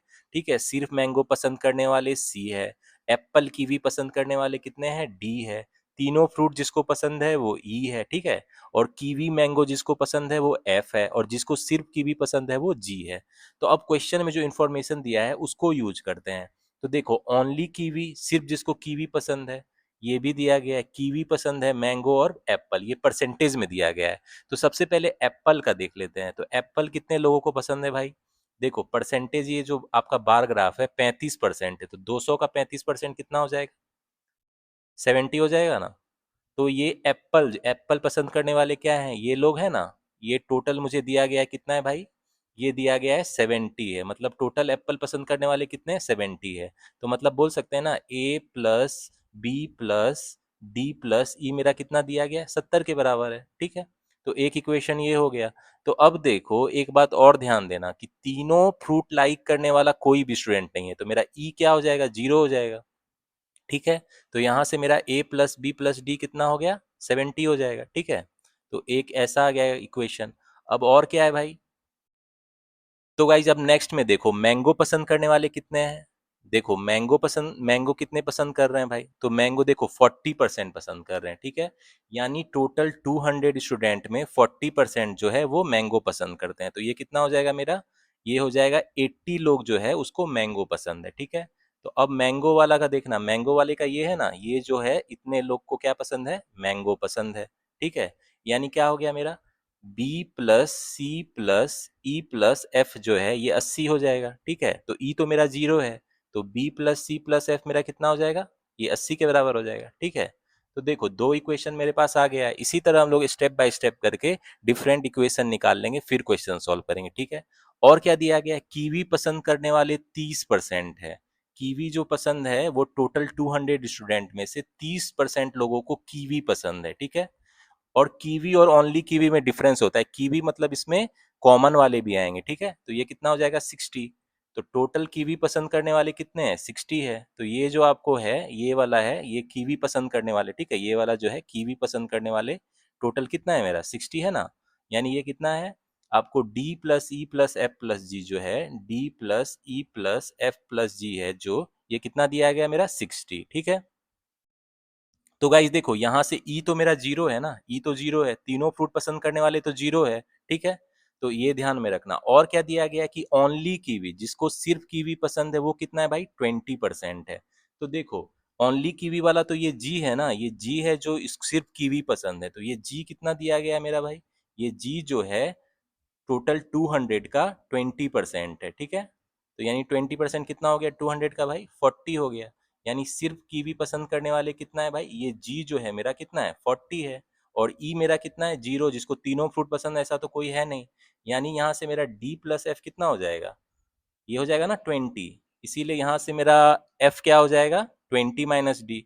तो इसको भी हम लोग लिख लेते हैं, ये लिख लेते हैं। ठीक है, और गाइज यहाँ से अब हम लोग को ये पता चल गया है, इतना इन्फॉर्मेशन अब मेरे पास आ गया है। ठीक है, इसको G40 है, सिर्फ कीवी पसंद करने वाले, इसको भी लिख लेते हैं। अब हम लोग को देखेंगे कि आगे क्या कह रहा है क्वेश्चन में। ये ध्यान से देखना, इन्फॉर्मेशन दिया गया है कि number of student who do not like any fruit are twice the number of student who like only apple and mango. तो सिर्फ एप्पल और मैंगो लाइक करने वाले कितने हैं, ये तो बी है ना, ये वाला जो बी है यही है ना एप्पल और मैंगो लाइक करने वाला। ठीक है, तो यहाँ लिख लेंगे। तो नंबर ऑफ स्टूडेंट, ठीक है, नंबर ऑफ स्टूडेंट जिसको कोई भी फ्रूट पसंद नहीं है, number of student who do not like any fruit, उसका इंफॉर्मेशन दिया गया है, who do not like any fruit. ठीक है, और ये ध्यान में रखना, कंफ्यूज मत होना, तीनों फ्रूट नहीं लाइक करने वाला अलग है, ये है कोई फ्रूट पसंद नहीं, who do not like any fruit. ठीक है, तो ये ध्यान में रखना। तो ये कितना है भाई, ये 2 टाइम्स है जितना एप्पल और मैंगो पसंद करता है, तो 2 टाइम्स बी हो जाएगा। ठीक है, क्योंकि देखो एप्पल और मैंगो पसंद करने वाले कितने हैं, ये बी है ना, ये वाला 2 टाइम्स बी है। और क्या दिया गया क्वेश्चन में कि number of student who do not like any fruit is the number of student who like Apple and kiwi plus 20। तो एप्पल और कीवी पसंद करने वाले तो ये डी है ना, ये डी है। ठीक है, तो गाइस देखो एक और इन्फॉर्मेशन दिया गया है कि number of student who do not like any fruit is equal to number of student who like only apple and kiwi plus 20। तो एप्पल एंड कीवी पसंद करने वाले तो ये डी है ना। ठीक है, यानी number of student who do not like any fruit कितना है, डी प्लस 20 दिया गया है। अब देखो ये दोनों राइट हैंड तो इक्वल हो जाएगा ना, क्योंकि लेफ्ट हैंड इक्वल है दोनों का। लेफ्ट हैंड क्या है, number of student who do not like any fruit, तो टू बी कितना हो जाएगा मेरा, डी प्लस 20। ठीक है, तो एक इक्वेशन ये भी आ गया आपको। तो इस तरह यहाँ से हम लोग डी का वैल्यू क्या लिख सकते हैं भाई, 2b-20। ठीक है, तो देख लो इस तरह हम लोग इक्वेशन डिराइव करेंगे स्टेप बाय स्टेप और क्वेश्चन सॉल्व करेंगे। अब देखो टोटल स्टूडेंट 200 है, टोटल स्टूडेंट मेरा कितना है भाई, 200 है। तो ये जो 200 है ये किसके बराबर हो जाएगा, number of student who do not like any fruit, वो कितना है मेरा भाई, नंबर ऑफ स्टूडेंट जो एक भी फ्रूट पसंद नहीं, ये 2b है ना, 2b। और क्या हो जाएगा, नंबर ऑफ स्टूडेंट जो ये मेरा A plus B plus C plus D plus C plus F plus G है, यही होगा ना, यही टोटल 200 होगा ना। यानी A plus B plus C plus D plus E plus F plus G. क्योंकि देखो ये है जो जिसको number of student who do not like any fruit and number of student who like fruit, ये टोटल 200 है ना, ये तो क्वेश्चन के स्टार्ट में दिया गया था, ठीक है। तो अब हम लोग वैल्यू सब्स्टिट्यूट करते हैं। 200 को हम लोग क्या लिख सकते हैं भाई, 2b लिख सकते हैं। और यहाँ से ध्यान से देखना, अब देखना a और b को हम लोग क्या लिख सकते हैं, a प्लस बी जो है इसको क्या लिख सकते हैं, ऊपर जाओ थोड़ा, यहाँ देखो a प्लस बी को हम लोग क्या लिख सकते हैं, 70 माइनस डी लिख सकते हैं ना। सबको एक टर्म में लाना चाह रहे हैं तो a प्लस बी को क्या लिख देंगे, 70 माइनस डी, ठीक है। c को क्या लिख सकते हैं, थोड़ा और आओ, देखो यहाँ c को क्या लिख सकते हैं, 80 माइनस बी माइनस एफ लिख सकते हैं ना। तो c को हम लोग क्या लिख सकते हैं, 80 माइनस बी माइनस एफ। और f को क्या लिख सकते हैं, देखो f यहाँ क्या दिया गया है मेरा, 20 माइनस डी है, ठीक है। तो f यानी -20 प्लस डी हो गया, ठीक है। तो यानी ये कितना हो गया, 60 प्लस डी माइनस बी हो गया, ठीक है। 60 प्लस डी माइनस बी हो गया, ठीक है। और d को d ही रहने देते हैं, और e तो मेरा 0 है, ठीक है। और f कितना है मेरा, f देखो 20 माइनस डी है ना, तो f कितना है मेरा, 20 माइनस डी है। और g कितना है, g देखो number of people who like only kiwi, ये तो 40 दिया गया है ना, तो इसको यहाँ लिख लिया 40, मतलब सबको एक वेरिएबल में ला रहे हैं। अब देखो यहाँ से d और d कैंसिल हो गया, ठीक है। और क्या हो गया मेरा, ये d कैंसिल हो गया, तो इसको हम लोग क्या लिख सकते हैं, 200 is equal to 2b minus b हो गया b प्लस 70 60 130 150 190, ठीक है। तो 190 हो गया, यानी b का वैल्यू पता चल गया ना मुझे, 10 है। अब b का वैल्यू पता चल गया है तो d का वैल्यू भी पता चल जाएगा ना, 10 सब्स्टिट्यूट कर दो तो d का वैल्यू कितना हो जाएगा, 0 हो जाएगा, ठीक है। यानी डी का वैल्यू मेरा कितना है, नंबर ऑफ पीपुल जिसको एप्पल और कीवी पसंद है, ऐसा कोई नहीं है, डी 0 है और ई भी मेरा 0 है। तो अब मुझे क्या क्या पता चल गया है, देखो बी का वैल्यू 10 है, ये पता चल गया है, डी का वैल्यू मेरा क्या है, 0 है, ये पता चल गया है, ई 0 तो ये तो क्वेश्चन में ही दिया गया है, ठीक है। तो इसी तरह हम लोग स्टेप बाय स्टेप चल के सारा वैल्यू निकालेंगे। तो गाइस अब ध्यान से देखना, b का वैल्यू मेरा कितना आ गया, 10 आ गया, ठीक है। d का वैल्यू 0 है और मेरा g का वैल्यू तो मुझे पता है ना, क्वेश्चन में 40 दिया गया था, ठीक है। तो अब हम लोग a c और g का वैल्यू निकाल लेते हैं। देखो a का वैल्यू कैसे निकलेगा, सिर्फ एप्पल पसंद करने वाले कितने हैं भाई, टोटल 70 है ना, ठीक है। यानी मेरा क्वेश्चन में क्या दिया गया था, a प्लस बी कितना है मेरा, 10 है। और मेरा जो ये e है ये तो 0 है और d कितना है, 0 है, ये टोटल 70 दिया गया है, इसीलिए मेरा a कितना आ जाएगा, 60, ठीक है। तो ए का वैल्यू कितना आ जाएगा मेरा, 60, इसको लिख लेंगे, ठीक है। अब आता है मैंगो पे, आते हैं मैंगो पसंद करने वाले टोटल कितना है, 80 है। यानी यहाँ पे देखना, यहाँ सी प्लस बी तो मेरा कितना है, 10 है, ई कितना है मेरा, 0 है, ठीक है। और एफ मेरा कितना है, एफ निकाला था ना, एफ क्या निकला था भाई,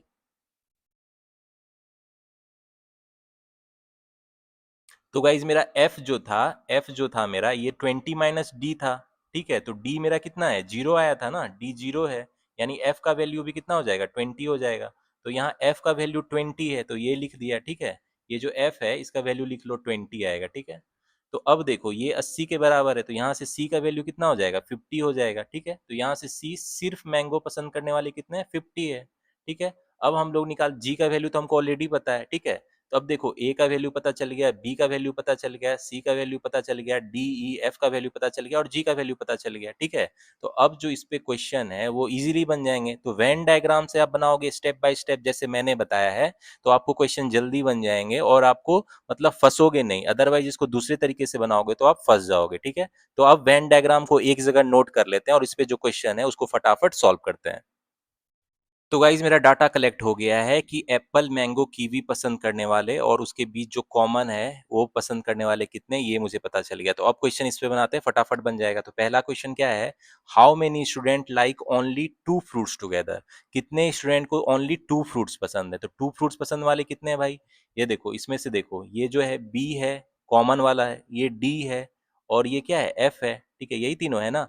तो b plus D plus f मांग रहा है, कितना होगा। तो देखो बी का वैल्यू कितना है, बी का वैल्यू 10 है, डी का वैल्यू कितना है, 0 है और एफ का वैल्यू कितना है, 20 है। तो टोटल ये कितना हो जाएगा, टोटल हो जाएगा ना, टोटल हो जाएगा 30, ठीक है। तो आंसर क्या हो जाएगा, C will be the answer. तो गाइस इसके सेकंड क्वेश्चन में आते हैं, देखो इसमें क्या कह रहा है, total student like only kiwi are what percent of difference between the student who like only apple and only mango. मतलब ओनली कीवी पसंद करने वाले, ओनली कीवी पसंद करने वाले कितने हैं भाई, 40 है, ठीक है।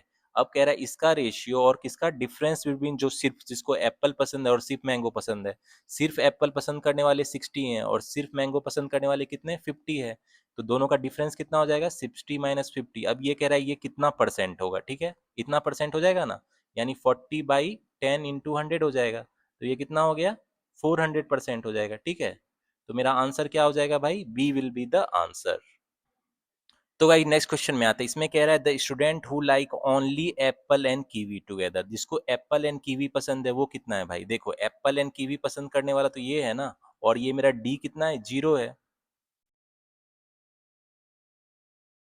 तो गाइज मेरा एप्पल एंड कीवी पसंद करने वाला तो ये है ना, ये डी मेरा कितना है 0 दिया गया है, ठीक है। तो ये तो 0 है। अब कह रहा है एप्पल एंड कीवी पसंद करने वाला कितना परसेंट मोर और लेस है who like mango and kiwi together. तो मैंगो और कीवी कितने को पसंद है भाई। देखो मैंगो और कीवी पसंद करने वाला तो ये एफ है, एफ कितना है 20 है, ठीक है। तो ये क्वेश्चन में कह रहा है कि 0 20 से कितना परसेंटेज कम है। तो 0 - 20 इंटू बाई 20 × 100 हो जाएगा, कम है, कितना कम है भाई, ये 100% कम है, ठीक है। तो क्या हो जाएगा मेरा answer, E will be the answer. तो भाई नेक्स्ट क्वेश्चन पे आते हैं, इसमें कह रहा है 20% of student who do not like any fruits like only red colour. तो देखो number of student who do not like any fruit कितना था भाई, 2 भी था ना। तो क्वेश्चन में दिया गया था कि वो 2 टाइम्स है जितने लोगों को एप्पल और मैंगो पसंद है, तो एप्पल एंड मैंगो बी लोगों को पसंद था, तो ये 2 भी हो जाएगा। तो यानी बी का वैल्यू तो 10 है, यानी 20 ऐसे लोग थे जिसको कोई भी फ्रूट पसंद नहीं था, ठीक है। अब इस 20 का कह रहा है 20% जो है, 20 का 20% कितना हो जाएगा 4 हो जाएगा। इसको कह रहा है सिर्फ ओनली रेड कलर पसंद है, ठीक है, इतने लोगों को सिर्फ ओनली रेड कलर पसंद है, ठीक है। तो ये लिख लिया। अब क्वेश्चन में आगे क्या कह रहा है, the student who likes only red colour is how many less than the who like Apple. तो एप्पल कितने लोगों को पसंद है भाई, 70 लोगों को पसंद है। तो एप्पल कितने लोगों को पसंद है भाई, 70 लोगों को पसंद है। अब कह रहा है इस दोनों के बीच में डिफरेंस क्या होगा, तो 70 - 4 क्या हो जाएगा 66 हो जाएगा। तो 66 क्या हो जाएगा, तो यहाँ पे क्या हो जाएगा मेरा ए 66 विल बी द आंसर। तो गाइस इसके लास्ट क्वेश्चन पे आते हैं, इसमें कह रहा है find the ratio of student like only kiwi and only mango. तो देखो ओनली कीवी पसंद करने वाले कितने हैं 40 है, और ओनली मैंगो पसंद करने वाले कितने हैं 50 है, ठीक है। तो 40 + 50 और किसका रेशियो चाहिए भाई, to the student who like kiwi, जिसको क्या पसंद है सिर्फ कीवी पसंद। तो गाइज और किसका रेशियो चाहिए, तो गाइज और किसका रेशियो चाहिए, to the student who like mango and kiwi. तो मैंगो और कीवी पसंद करने वाले कितने हैं भाई, तो यहाँ ध्यान से देखो मैंगो और कीवी पसंद करने वाले तो यही है ना, एफ जो 20 है, ठीक है। तो यह क्या हो जाएगा 20, तो क्या हो जाएगा 90/20। तो ये कितना हो जाएगा 9:2। तो क्या आंसर हो जाएगा मेरा, सी विल बी द आंसर। तो गाइज नेक्स्ट क्वेश्चन पे आते हैं, ये आपका रेशियो एंड प्रोपोर्शन पे बेसिक कैलकुलेट है, ठीक है। तो सबसे पहले हम लोग इन्फॉर्मेशन को अच्छे से पढ़ेंगे फिर क्वेश्चन को आंसर करेंगे। तो इसमें क्या दिया गया है भाई, देखो Pia and Siya are selling cakes. तो पिया और सिया है ये केक बेचती है ऑन 3 डेज, सैटरडे संडे और मंडे। तो Pia Siya Saturday Sunday Monday को केक बेचती है। तो हम लोगों ने एक टेबल बना लिया जिसमें डेज लिखा है और पिया और सिया है, ठीक है। तो कितना केक बेचती है हमको ये डाटा कलेक्ट करना है। तो क्वेश्चन में क्या कह रहा है, the ratio of cake sold by पिया on Monday and Sunday is 1:2 respectively. मतलब पिया जो है मंडे और संडे को किस रेशियो में केक बेच रही है भाई, 1:2, 1:2। यानी मान लो मंडे को अगर ये एक्स बेचती है तो संडे को कितना बेचेगी 2x बेचेगी, ठीक है। तो यहाँ मंडे का हम लोग लिख लेंगे, पिया का मंडे का कितना है भाई x है, और संडे का कितना है भाई 2x है, ठीक है। अब आगे क्या कह रहा है क्वेश्चन में कि the cake sold by Siya on Monday is 20। Siya Monday को कितना केक बेच रही है भाई 20 केक बेच रही है, इसको लिख लिया। And the cake sold by Siya on Saturday is same as the average cake sold by Pia on all 3 days. मतलब पिया जो टोटल केक सेल करती है सैटरडे संडे मंडे को, सिया जो सैटरडे को करती है उसका एवरेज है। तो मान लेते हैं ये टोटल पिया जो सेल करती है ये 3y है, ठीक है। तो ये जो है सिया जो सैटरडे को कितना सेल करती भाई, टोटल जितना पिया सेल करती है उसका एवरेज, तो 3y/3 हो जाएगा, कितना हो जाएगा y हो जाएगा। मतलब सिया सैटरडे को कितना सेल कर रही है y कर रही है, ठीक है। तो इस स्मार्ट अप्रोच से बनाओ, अगर ऐसे सॉल्व करोगे आप रेशियो प्रोपोर्शन के क्वेश्चन को तो इजीली बन जाएगा, ठीक है। तो अब कर रहे हैं आगे बढ़ते हैं, देखो the difference between the cake sold by Pia and Siya on Monday ठीक है, is same as the difference between the cake sold by Pia and Siya on Saturday. तो देखो मंडे को जितना पिया और सिया केक सेल कर रही है उसका जो डिफरेंस है वो सैटरडे को जितना सेल करती है उसके बराबर है। तो यहाँ और क्या दिया गया है, Pia sold less cake than the Siya on each day. मतलब नंबर ऑफ केक जो है सिया ज्यादा रहता है compare to Pia every day, Saturday Sunday Monday. Siya ज्यादा केक बेचती है पिया से हर दिन, सैटरडे संडे मंडे को। तो अब हम लोग के पास क्वेश्चन का इन्फॉर्मेशन आ गया। अब हम लोग क्वेश्चन सॉल्व करते हैं। देखो इसमें ध्यान से देखना।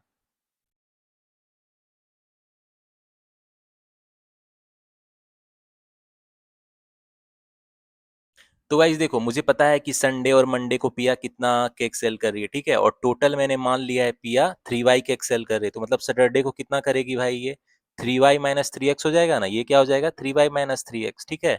तो हम लोग कोशिश करेंगे कम से कम वेरिएबल में रखने की, जिससे मेरा कैलकुलेशन क्या रहे, इजी रहे, ठीक है। अब देखो संडे को मान लेते हैं सिया का जो है जेड सेल करती है, ठीक है, जेड नंबर ऑफ केक्स, इतना हम लोग इन्फॉर्मेशन मान लेते हैं। अब क्वेश्चन में क्या दिया गया है कि difference between the cake sold by Pia and Siya on Monday.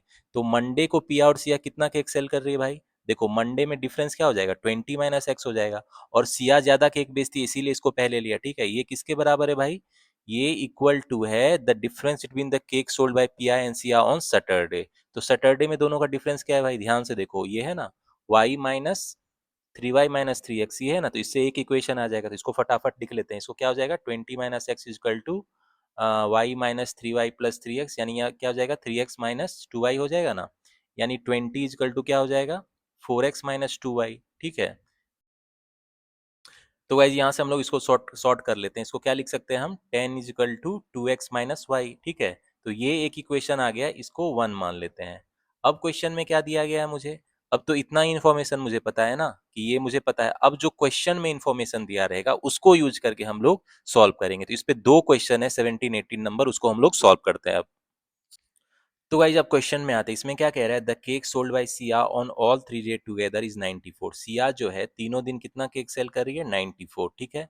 आगे क्या कह रहा है, find the cake sold by Siya on Sunday, ठीक है। तो संडे को सिया कितना केक सेल कर रही है ये निकालना है, मतलब हमको जेड का वैल्यू निकालना है, ठीक है।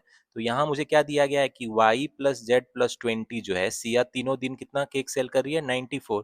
तो यहाँ से मेरा क्या हो जाएगा, y plus z equal to कितना हो जाएगा 74 हो जाएगा। तो यहाँ मेरा z का वैल्यू क्या आ जाएगा भाई 74 माइनस 1, यही z निकालना है ना मुझे। तो z क्या हो गया यहाँ से मेरा 74 माइनस 1, ठीक है। लेकिन अब तो मुझे और कोई एक्स्ट्रा इन्फॉर्मेशन नहीं दिया गया है। अगर y का वैल्यू पता रहता तभी ना मुझे z पता चलता कि सिया संडे को कितना केक सेल कर रही है, ठीक है। तो y मुझे पता नहीं है, तो हम लोग क्या कर सकते हैं, z का वैल्यू डिटरमाइन नहीं कर सकते हैं। तो आंसर क्या हो जाएगा, कांट बी डिटरमाइन, ठीक है। तो गाइज 18 नंबर क्वेश्चन में आते हैं। इसमें कह रहा है which of the statement is are can be correct, कौन सही हो सकता है। तो पहला क्या है, if the cake sold by पिया ऑन मंडे इज 18। मतलब पिया जो है मंडे को कितना केक सेल कर रही है भाई 18, मतलब एक्स का वैल्यू कितना है मेरा 18 है, तो यानी संडे को ये कितना करेगी 36 सेल करेगी, ठीक है। अब देखो इक्वेशन 1 से मेरा क्या हो जाएगा, इक्वेशन 1 से हम लोग क्या लिख सकते हैं, 10 इजकल टू 36 माइनस 1, एक्स का वैल्यू कर दिया सब्सिट्यूट, तो वाई कितना हो जाएगा मेरा 26, ठीक है। तो y का वैल्यू 26 आ गया, तो सैटरडे को ये कितना सेल करेगी भाई 26 × 3 78 माइनस 54, यानी 24 सेल करेगी सैटरडे को। ये पिया का डाटा है, ठीक है। अब कह रहा है then total cake sold by Siya on all 3 day together is 81। मतलब टोटल ये जो केक सेल करी है टोटल 81 है। तो देखो यहाँ यहाँ जो है मेरा y प्लस जेड प्लस 20 कितना कह रहा है 81 हो जाएगा। अब y का वैल्यू तो हमको पता चल गया है ना, y का वैल्यू 26 है, यानी z प्लस 46 इजकल टू 81, यानी जेड का वैल्यू कितना आ जाएगा 35 हो जाएगा, ठीक है। तो हम लोग पॉसिबिलिटी देख रहे हैं कि ये पॉसिबल है कि नहीं। तो देखो ये जो है जेड मेरा कितना आ गया, मतलब संडे को जो है सिया कितना सेल कर रही है केक 35, और लेकिन ये जो है पिया 36 सेल कर रही है। अब ये तो पॉसिबल नहीं हो सकता है ना, क्योंकि each and every day Siya number of cake ज्यादा सेल करती है कंपेयर टू पिया। मतलब सिया का नंबर ऑफ केक ज्यादा होना चाहिए सैटरडे संडे मंडे को, लेकिन ये तो 35 है और ये 36 से कम है। तो मतलब ये मेरा क्या हो जाएगा, पहला स्टेटमेंट क्या हो जाएगा, इनकरेक्ट हो जाएगा, ठीक है। तो पहला स्टेटमेंट इनकरेक्ट है, नहीं ऐसा पॉसिबल नहीं हो सकता है। अब सेकेंड स्टेटमेंट को चेक करते हैं, ठीक है।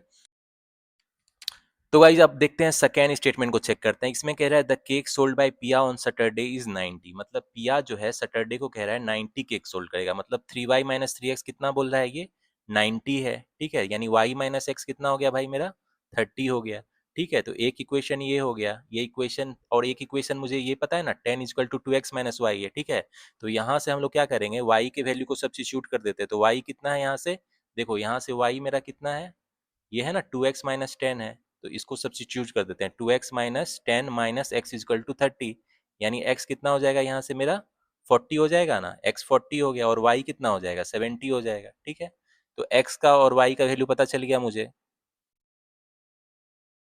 तो गाइस इसका मतलब क्या है कि सिया जो है सैटरडे को कितना केक सेल करेगी भाई, वाई यानी 70 सेल करेगी, ठीक है। तो अब देखो, फिर से देखो, यहाँ जो नंबर ऑफ केक पिया जो 90 सेल कर रही है और ये 70 कर रही है, लेकिन ये तो पॉसिबल नहीं हो सकता है ना, क्योंकि एवरी डे सिया ज्यादा केक सेल करती है पिया से। तो ये भी मेरा क्या हो जाएगा, स्टेटमेंट टू भी मेरा क्या है, इनकरेक्ट है, ठीक है, ये भी सही नहीं है। अब तीसरा स्टेटमेंट चेक करते हैं।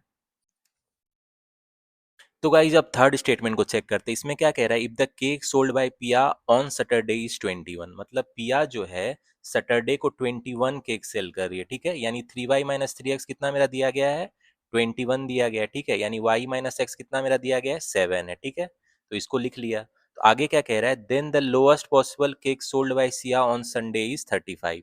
तब कह रहा है कि लोएस्ट पॉसिबल वैल्यू कि सिया जो संडे को केक सेल कर रही है, क्या ये 35 होगा, तो इसको चेक करेंगे। तो देखो y माइनस एक्स 7 है, और इक्वेशन 1 में देखो इससे सब्स्टिट्यूट कर देंगे। तो यहाँ से क्या हम लोग लिखेंगे, इक्वेशन 1 में मेरा क्या है, ये जो है 2x माइनस वाई क्या है, 10 है इक्वेशन 1 से, ठीक है, ये ऊपर में जो है। तो यहाँ हम लोग क्या करेंगे, वैल्यू निकाल लेंगे x और y का, दोनों को ऐड कर देते हैं। तो x कितना हो जाएगा, 17 हो जाएगा, ठीक है, और y कितना हो जाएगा मेरा, 24 हो जाएगा। तो गाइज यहाँ ध्यान से देखना, केक सोल्ड बाय पिया ऑन संडे कितना है, 2x है ना, तो ये कितना हो जाएगा, 34 हो जाएगा, ठीक है। और लेकिन सिया जो है मिनिमम पॉसिबल केक 35 सेल करेगी, ये हो सकता है क्या, बिल्कुल हो सकता है, क्योंकि ये 34 है तो इससे ज्यादा सेल करेगी ना सिया। तो मिनिमम वैल्यू क्या हो सकता है उसका, 35, ठीक है। तो यानी स्टेटमेंट 3 मेरा क्या है, करेक्ट है, ठीक है।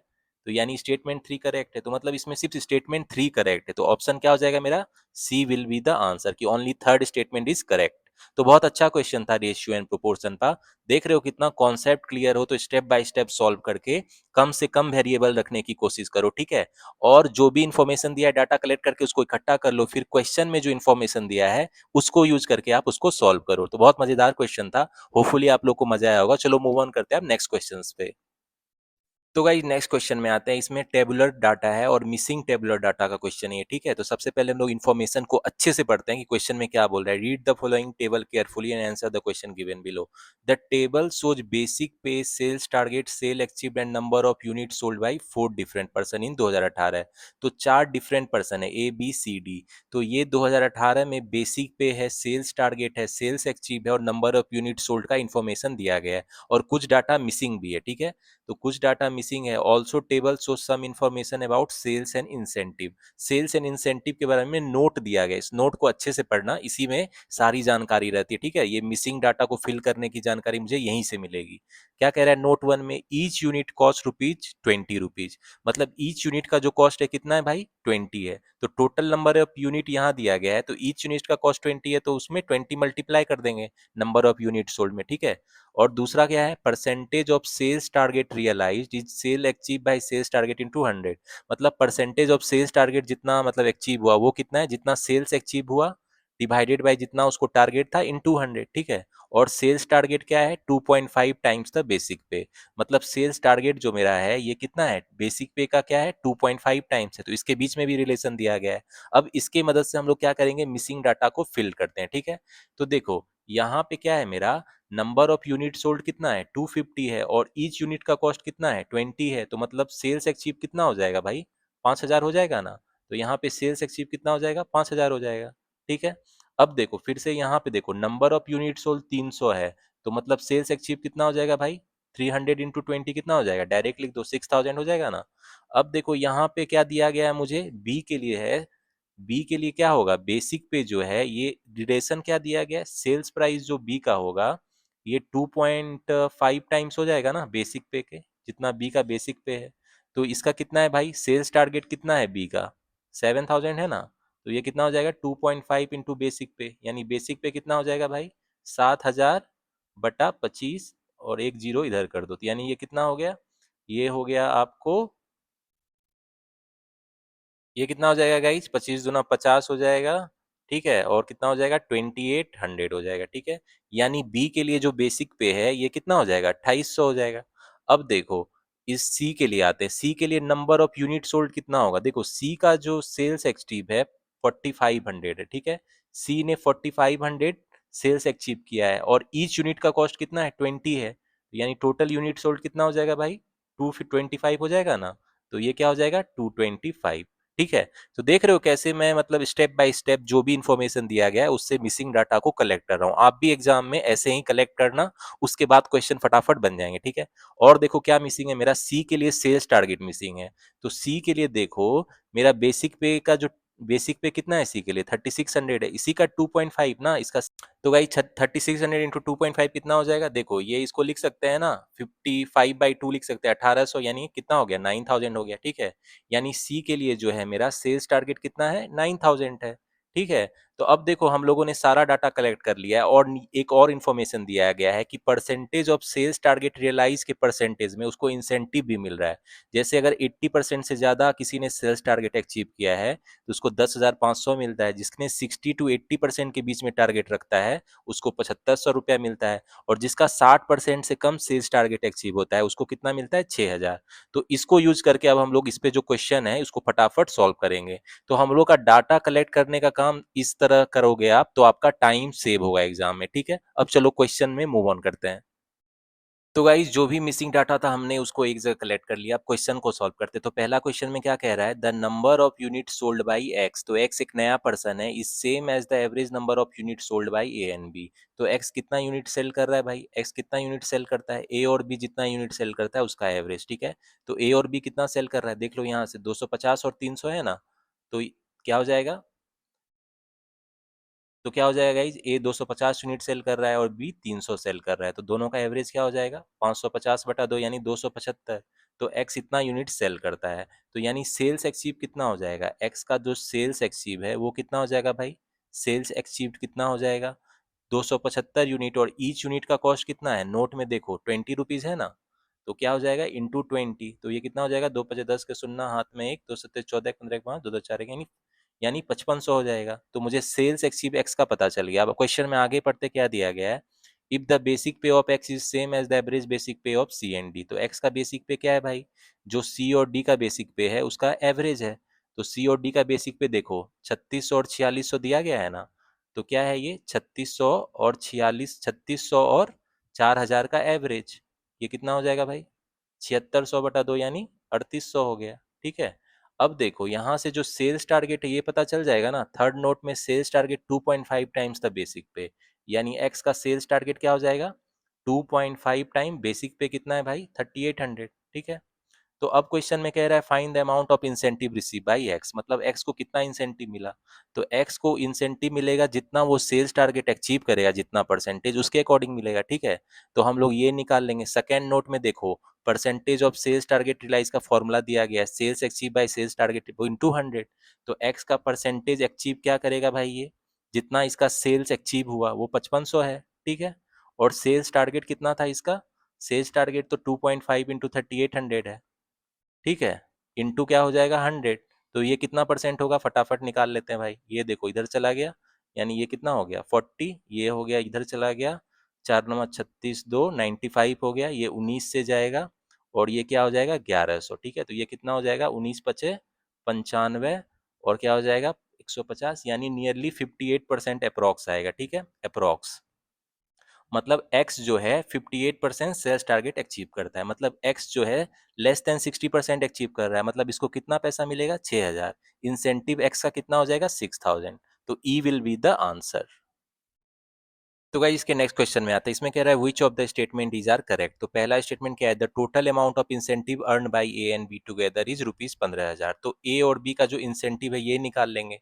तो ए का इंसेंटिव कैसे निकलेगा भाई, तो सबसे पहले तो हम लोग क्या निकालेंगे कि परसेंटेज ऑफ सेल्स टारगेट ए ने कितने अचीव किया। तो ए का देखोगे तो सेल्स अचीव 5000 है और टारगेट कितना मिला था इसको 8000 का, 8000 का मिला था ना, इंटू 100 हो जाएगा। तो ये कितना हो जाएगा, इसको निकाल लेते हैं। देखो 8×6 = 48, ये कितना हो गया 2, 8×2 = 16, यानी 62.5%, मतलब 60 to 80 के बीच है तो इसको 7500 मिलेगा, यानी ए का इंसेंटिव कितना हो गया 7500 रुपया।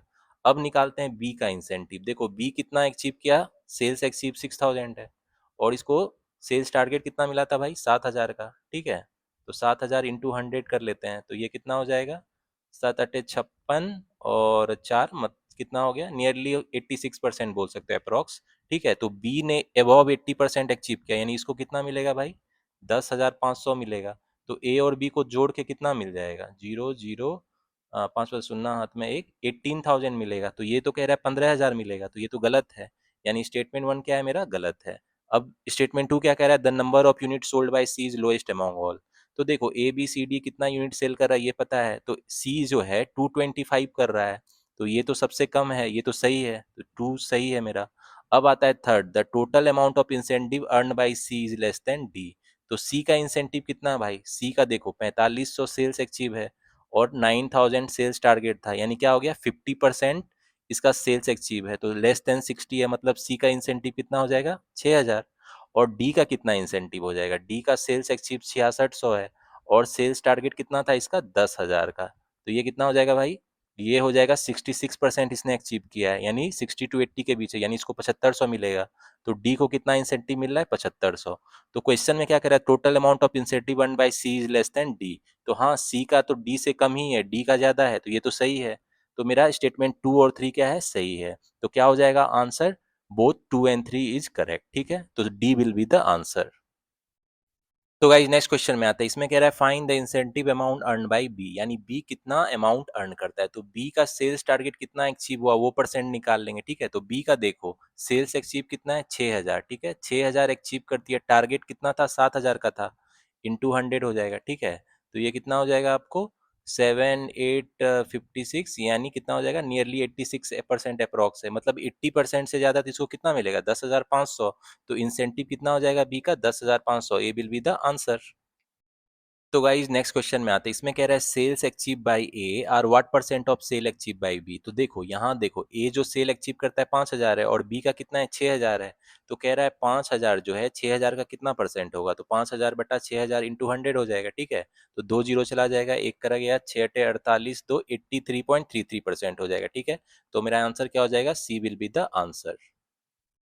तो गाइज इसके लास्ट क्वेश्चन में आते हैं, इसमें कह रहा है basic pay of Y is 1.2 times the B, यानी एक नया पर्सन है मेरा वाई है। ठीक है, वाई मेरा नया पर्सन है, तो वाई का जो बेसिक पे है वो कितना है भाई, वाई का बेसिक पे है 1.2 टाइम जितना बेसिक पे बी का है। तो देख लो यहाँ से बी का बेसिक पे कितना है, 2800 है ना, तो ये कितना हो गया, इसको 2800 हो जाएगा। ठीक है, अब कह रहा है Y had a sales target rate of 60%, मतलब वाई का जो सेल्स टारगेट है वो 60% है। ठीक है, तो कह रहा है find the number of unit sold by Y. तो मान लो वाई जो है एक्स यूनिट सोल्ड किया, ठीक है, एक्स यूनिट सेल किया, इसका मतलब क्या हो गया, एक यूनिट का कॉस्ट कितना है, सेल्स एक्चीव कितना हो जाएगा, वाई का सेल्स एक्चीव कितना हो जाएगा, आपको पता ही है ना, एक यूनिट का कॉस्ट कितना है, 20 रुपीज है, तो एक्स यूनिट सेल करेगा, तो इसका क्या हो जाएगा, सेल्स टारगेट, सेल्स अचीव कितना हो जाएगा, 20 इंटू एक्स हो जाएगा, 20x हो जाएगा। ठीक है, अब जो दिया है वाई का परसेंटेज टारगेट अचीव मुझे दिया गया है 60% है। ठीक है, ये कितना है, 60% दिया गया है, और परसेंटेज टारगेट अचीव क्या होता है भाई, देखो यहाँ से sales achieve by sales target into 100, कितना सेल्स अचीव किया वाई ने भाई, 20x अचीव किया। ठीक है, डिवाइडेड बाय उसका सेल्स टारगेट क्या था, तो सेल्स टारगेट क्या हो जाएगा इसका, इसका सेल्स टारगेट जो है 1.28 इंटू 2800 इसका बेसिक पे है, इतना इंटू 2.5 हो जाएगा, क्योंकि देखो यहाँ पे क्या दिया गया है नोट 3 में कि सेल्स टारगेट 2.5 टाइम्स बेसिक पे, तो वाई का बेसिक पे तो ये है ना, तो इसको 2.5 से कर देंगे तो उसका सेल्स टारगेट हो जाएगा, इंटू क्या हो जाएगा 100। ठीक है, तो यहाँ से हम लोग क्या करेंगे, एक्स का वैल्यू निकाल लेंगे भाई, फटाफट कर लो। देखो ये 20 या 60 हो गया, ये 20 25 हो गया। ठीक है, अब ये 50, ये हो गया 2 से चला गया, और ये जो है 1400 से चला गया। ठीक है, और ये जीरो इधर भेज दो, तो ये कितना हो जाएगा, 2 जीरो इधर चला गया, 784, यानी एक्स का वैल्यू यहाँ से कितना आ जाएगा आपको, एक्स का वैल्यू कितना आ जाएगा, 84 इंटू 3, यानी कितना हो जाएगा ये, 252, यानी मेरा y ने कितना यूनिट सेल किया भाई, 252 यूनिट सेल किया, तो क्या हो जाएगा मेरा, B will be the answer. तो भाई नेक्स्ट क्वेश्चन पे आते हैं। इस क्वेश्चन में क्या कह रहा है, A B C D are 5 person, 5 person है ए बी सी डी, ठीक है, A B C D 5 person है, ठीक है, और सबका क्या दिया गया है, total weight of all person is 200 kg। इस सारे का जो वेट है टोटल कितना है, 200 kg है। और कह रहा है the total weight of A and B is 56 kg। A और बी का टोटल वेट कितना है भाई, 56 kg है। और क्या है, ए और बी के वेट का रेशियो 3:5 है। तो यानी ये 3 है, ये 5 है, यानी ये कितना हो जाएगा, मान लो ये 3x है, 5x है, तो ये टोटल कितना है मेरा, 8x इजकल टू 56 है ना, तो x कितना हो जाएगा, 7। यानी क्या बोल सकते हैं हम, a का वेट कितना है भाई मेरा, a का वेट कितना हो जाएगा 21, और b का वेट कितना हो जाएगा, b का वेट 5x यानी 35 हो जाएगा। तो यानी a और b का वेट मुझे पता चल गया, ठीक है। आगे पढ़ते, क्वेश्चन में क्या कह रहा है, the weight of c is more than that of a but less than b। मतलब c का वेट जो है a से ज्यादा है बट b से कम है, यानी b का भी वजन ज्यादा है c से, ठीक है। और क्या हो गया, weight of b is less then d but and weight of E is more than D, ठीक है। तो ई का वेट जो है डी से ज्यादा है, और डी का जो वेट है ये क्या है, weight of B is less than D, मतलब डी का वेट बी से ज्यादा है। तो मतलब इस सीक्वेंस में है, ई का वेट ज्यादा है, फिर डी का है, फिर बी का है, फिर सी का है, फिर ए का है, इस तरह है, ठीक है। आगे क्या कह रहा है, note the weight of all the person are integer. मतलब ए बी सी डी का जो वेट है सब इंटीजर है, तो मेक श्योर फ्रैक्शन में नहीं रहे, वेट इंटीजर में है, ठीक है। अब क्या कह रहा है, which of the statement is can be correct, इसमें से कौन स्टेटमेंट सही होगा। तो पहला कह रहा है maximum possible weight of C is 34 kg। तो पहला स्टेटमेंट को चेक करते हैं। तो भाई इसमें देखो ए बी सी डी का टोटल वेट कितना है भाई मेरा, ए बी सी डी का टोटल वेट कितना है, 200 kg है, ठीक है। और ए और बी का वेट कितना है इसमें, 56 kg है। इसका मतलब सी डी ई का वेट कितना हो जाएगा भाई, 200 माइनस 56 यानी 144 kg हो जाएगा, ठीक है। यानी मेरा सी का वेट क्या हो जाएगा, 144 माइनस डी प्लस ई, ठीक है। तो क्वेश्चन में क्या कह रहा है, मैक्सिमम पॉसिबल वेट ऑफ सी हमको निकालना है। तो सी का मैक्सिमम वैल्यू कब होगा, जब डी और ई का वैल्यू क्या होगा, मिनिमम होगा, ठीक है। तो डी और ई का मिनिमम वेट क्या होगा, पहले ये निकाल लेंगे, ठीक है। तो ध्यान से देखना डी और ई का मिनिमम वेट मैं कैसे निकालता हूँ। तो गाइज मेरा पहला स्टेटमेंट में क्या कह रहा है, maximum possible weight of C is 34 kg। तो इसको चेक करेंगे ये सही है कि नहीं। तो यहाँ ध्यान से देखो, सी का वजन जो है बी और ए के बीच में है, ठीक है, B greater than C greater than A है, ठीक है। तो बी का वजन कितना है भाई, देखो बी का वजन तो मुझे पता है ना, बी का वजन कितना है, 35 kg है, ठीक है, ये 35 kg है। और ए का वजन कितना है मुझे पता है ना, ए का वजन कितना है भाई, यहाँ से देख लो 21 kg है, ठीक है। तो इसका मतलब जो है सी का वजन कितना हो जाएगा, 21 और 35 के बीच में होगा, ठीक है। तो यहाँ आप ध्यान से देखना, सी का मैक्सिमम वेट कितना हो सकता है भाई, सी का मैक्सिमम वेट कितना हो सकता है, इंटीजर होना चाहिए, तो इंटीजर 34 हो सकता है ना। और सी का मिनिमम वेट 22 होगा। तो यहाँ क्वेश्चन में क्या कह रहा है कि maximum possible weight of C is 34 kg। तो 34 kg तो हो सकता है, मतलब स्टेटमेंट 1 क्या है मेरा, करेक्ट है, ठीक है। अब स्टेटमेंट 2 को देखते हैं, maximum possible weight of E is 74 kg। तो देखो ई का यहाँ से देखो वेट कितना हो जाएगा, ई का जो वेट है कितना हो जाएगा, 144 माइनस सी प्लस डी। और ई का मैक्सिमम वेट कब होगा भाई, जब सी और डी का वेट मिनिमम होगा, ठीक है। तो यहाँ ध्यान से देखना कि सी का मिनिमम वेट यहाँ कितना हो सकता है भाई, देखो इंटीजर होना चाहिए तो कम से कम 22 ही हो सकता है ना, ठीक है। और डी का मिनिमम वेट देख लेंगे कितना होगा, तो वो कैसे पता चलेगा, उसको देख लेते हैं। तो गाइज देखो डी जो है मेरा ग्रेटर देन बी है, ठीक है। डी क्या है मेरा, बी से ज्यादा बड़ा है, तो बी मेरा कितना है, 35 kg है। यानी डी का मिनिमम वेट कितना हो सकता है भाई, डी का कम से कम वेट कितना हो सकता है, 36 kg हो सकता है ना, क्योंकि इंटीजर है और 35 के बाद 36 ही आएगा।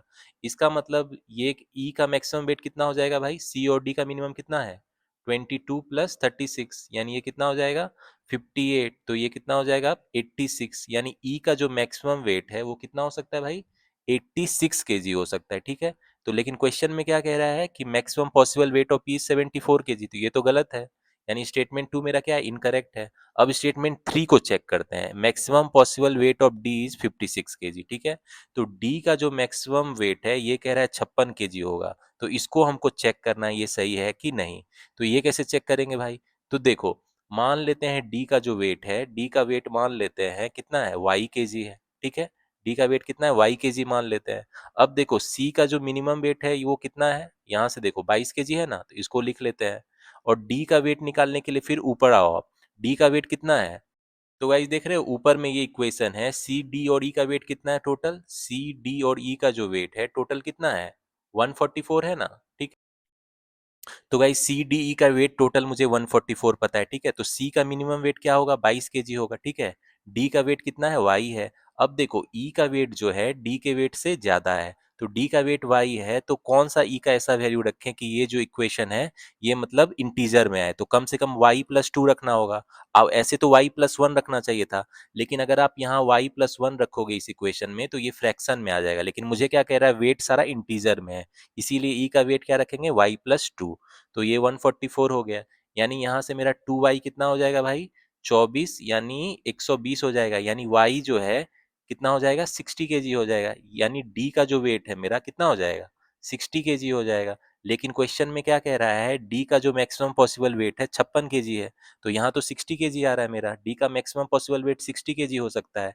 तो मतलब स्टेटमेंट 3 है जो मेरा, ये क्या है, ये भी इनकरेक्ट है, तो ओनली स्टेटमेंट 1 सही है। तो आंसर क्या हो जाएगा, C will be the answer. तो बहुत अच्छा क्वेश्चन था, इसमें आपको थोड़ा कॉमन सेंस लगाना था। वेट दिया गया था और किस सीक्वेंस में किसका ज्यादा है किसका कम है, ठीक है। तो मिनिमम पॉसिबल का मिनिमम और मैक्सिमम वैल्यू कैसे निकालना है इसका मैंने कॉन्सेप्ट बताया, ठीक है। मतलब जैसे ई मैक्सिमम होने के लिए क्या होना चाहिए था, सी और डी मिनिमम होना चाहिए था। अब सी और डी मिनिमम कैसे होगा, ये इक्वेशन दिया गया है, यहाँ से सी मिनिमम और सी मैक्सिमम आपको पता चल जाएगा, ठीक है। और डी का वेट मिनिमम मैक्सिमम कैसे होगा ये भी मैंने आपको बता दिया, डी का वेट बी से ज्यादा है, तो बी का वेट मुझे पता है, तो डी का मिनिमम वेट कितना होता है ये पता चल जाएगा, ठीक है। तो इस तरह करके आप तीनों स्टेटमेंट को चेक कर लिया और उसमें मुझे स्टेटमेंट 1 ही करेक्ट है, स्टेटमेंट 2 और 3 मेरा इनकरेक्ट है, तो क्या आंसर हो जाएगा, C will be the answer. तो बहुत अच्छा क्वेश्चन था। तो गाइस चलो और क्वेश्चन है अच्छे अच्छे, उस पे हम लोग आगे बढ़ते हैं। तो भाई नेक्स्ट क्वेश्चन पे आगे बढ़ते हैं, ये भी बहुत इंटरेस्टिंग क्वेश्चन है आपका। तो ये नंबर सीरीज पे है, ठीक है। तो नंबर सीरीज को डिफरेंट वे में बताया गया है कि क्वाड्रेटिक इक्वेशन का भी उसमें इंक्लूड कर दिया गया है, तो दोनों का कम्बिनेशन और मिक्सर है। तो मेंस में आपको इसी तरह के क्वेश्चन आएंगे, ठीक है। आपको नंबर सीरीज दिया रहेगा लेकिन वो डिफरेंट तरीके से आपको दिया रहेगा, उसका वैल्यू आपको निकालना पड़ेगा, ठीक है। तो क्वेश्चन में क्या कह रहा है, read the following information and answer the question. A set of natural number has to be form, ठीक है, दैट कंसिस्ट ऑफ 6 नंबर। एक सेट ऑफ नेचुरल नंबर है जिसमें कितना टोटल नंबर है, 6 नंबर है, ठीक है। And the last number is 30, उस सीक्वेंस का लास्ट नंबर क्या है, 30 है। The first number of the set is the highest root of the given equation. अब देखो एक इक्वेशन दिया गया है मेरा, x square minus 14x plus 48 equal to 0। तो इसका क्या रूट हो जाएगा भाई, इसका रूट क्या हो जाएगा, ये तो क्लियर है, 8 और 6 फैक्टर है जो 14 दे रहा है, यानी x का वैल्यू क्या हो जाएगा, 8 और 6, ठीक है। तो इसका हाईएस्ट रूट क्या है, 8 है, तो कह रहा है हाईएस्ट रूट है इसका जो फर्स्ट नंबर है ये हाईएस्ट रूट है, मतलब फर्स्ट नंबर क्या हो जाएगा, 8 हो जाएगा। अब सेकेंड नंबर क्या है, second number of the set is n plus 4 minus 2n है, तो यहाँ n क्या है भाई, n कह रहा है n is the difference between root of the equation, तो n रूट ऑफ इक्वेशन का डिफरेंस है, तो 8 माइनस 6 कितना हो जाएगा, 2 हो जाएगा। तो n के जगह 2 रख दो तो ये कितना हो जाएगा, 6 माइनस 4 यानी 2। यानी क्या हो गया, मेरा फर्स्ट नंबर 8 है और सेकेंड नंबर क्या है मेरा 2 है, ठीक है। आगे बढ़ते हैं, क्वेश्चन में क्या कह रहा है, the third number of the set is n plus 1 का होल स्क्वायर। थर्ड नंबर क्या है भाई, n प्लस 1 का स्क्वायर माइनस n प्लस 1, तो n का वैल्यू तो पता है 2 है, तो 2 1 3 9 हो जाएगा, माइनस 3 यानी 6, यानी थर्ड जो टर्म है वो 6 आ गया, ठीक है। अब फोर्थ टर्म क्या है, n प्लस 2 का स्क्वायर माइनस n प्लस 2, तो n का वैल्यू तो मुझे पता है ना 2 है, n का वैल्यू तो रूट का डिफरेंस था, तो 2 प्लस 2 कितना हो जाएगा 4, 16 माइनस 4 यानी कितना हो जाएगा 12, यानी मेरा जो फोर्थ नंबर है ये 12 है। और फिफ्थ नंबर क्या है, fifth number is n plus 1 का whole cube minus n plus 5, ठीक है। तो फिफ्थ नंबर क्या है मेरा, n प्लस 1 का whole cube minus n plus 5, तो n का वैल्यू 2 रख देते हैं, 2 1 3 या 27 हो जाएगा, माइनस 7 इजकल टू 20, मतलब मेरा जो फिफ्थ टर्म है वो 20 है। और क्वेश्चन में दिया गया है ना लास्ट नंबर इज 30, तो इस सीरीज का लास्ट नंबर क्या है मेरा 30, तो ये आपको सीरीज है, ठीक है। अब इस पे हमको है क्वेश्चन सॉल्व करना है, दो क्वेश्चन है इस पे, ठीक है। तो हम लोग अब इस पे फटाफट क्वेश्चन सॉल्व करते हैं। तो गाइज इसमें फर्स्ट क्वेश्चन क्या कह रहा है, इसका पहला स्टेटमेंट है the product of second and fifth number is perfect square.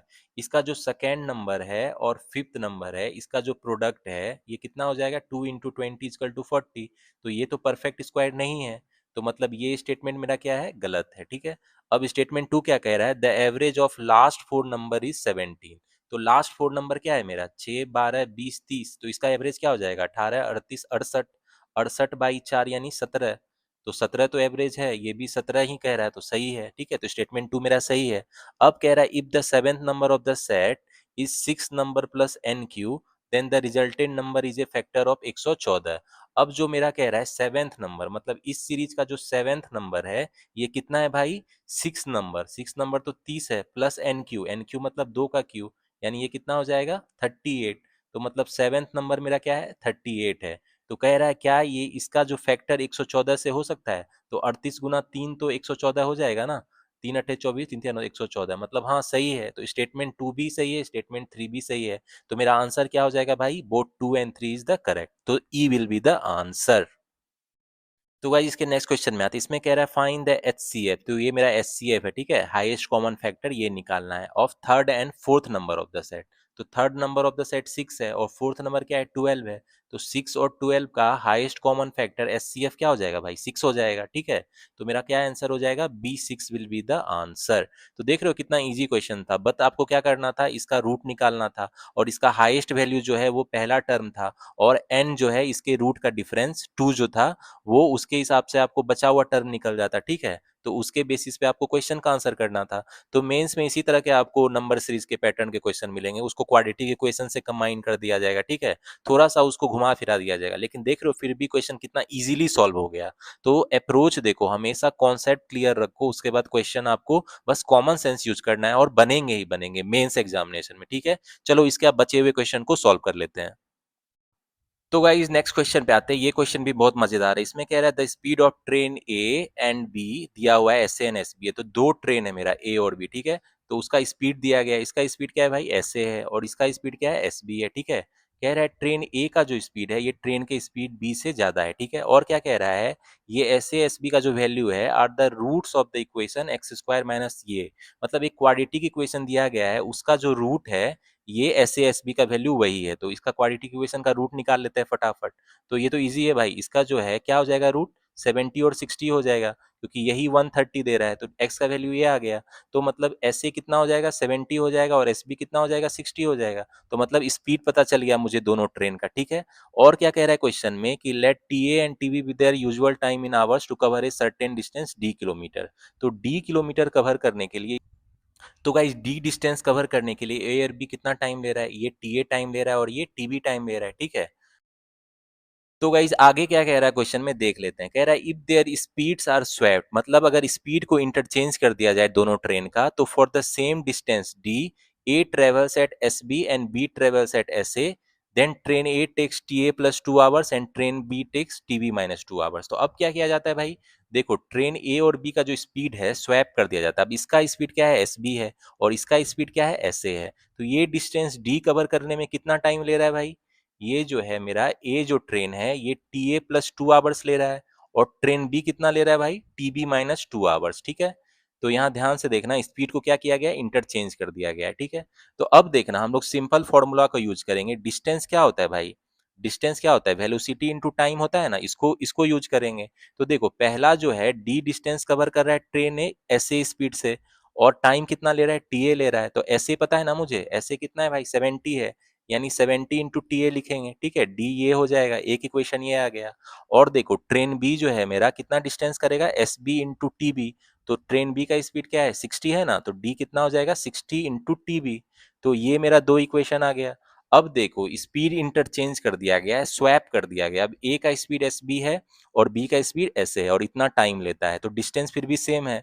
तो यहाँ डिस्टेंस क्या हो जाएगा भाई ट्रेन ए के लिए एस बी, एस बी यानी एस बी हो जाएगा ना ट्रेन ए का स्पीड इंटू जितना टाइम लेता है टी ए प्लस 2। तो एस बी कितना है मेरा 60 किलोमीटर पर आवर है ना, 60 है, 60 इंटू टी ए प्लस 2 हो जाएगा ना।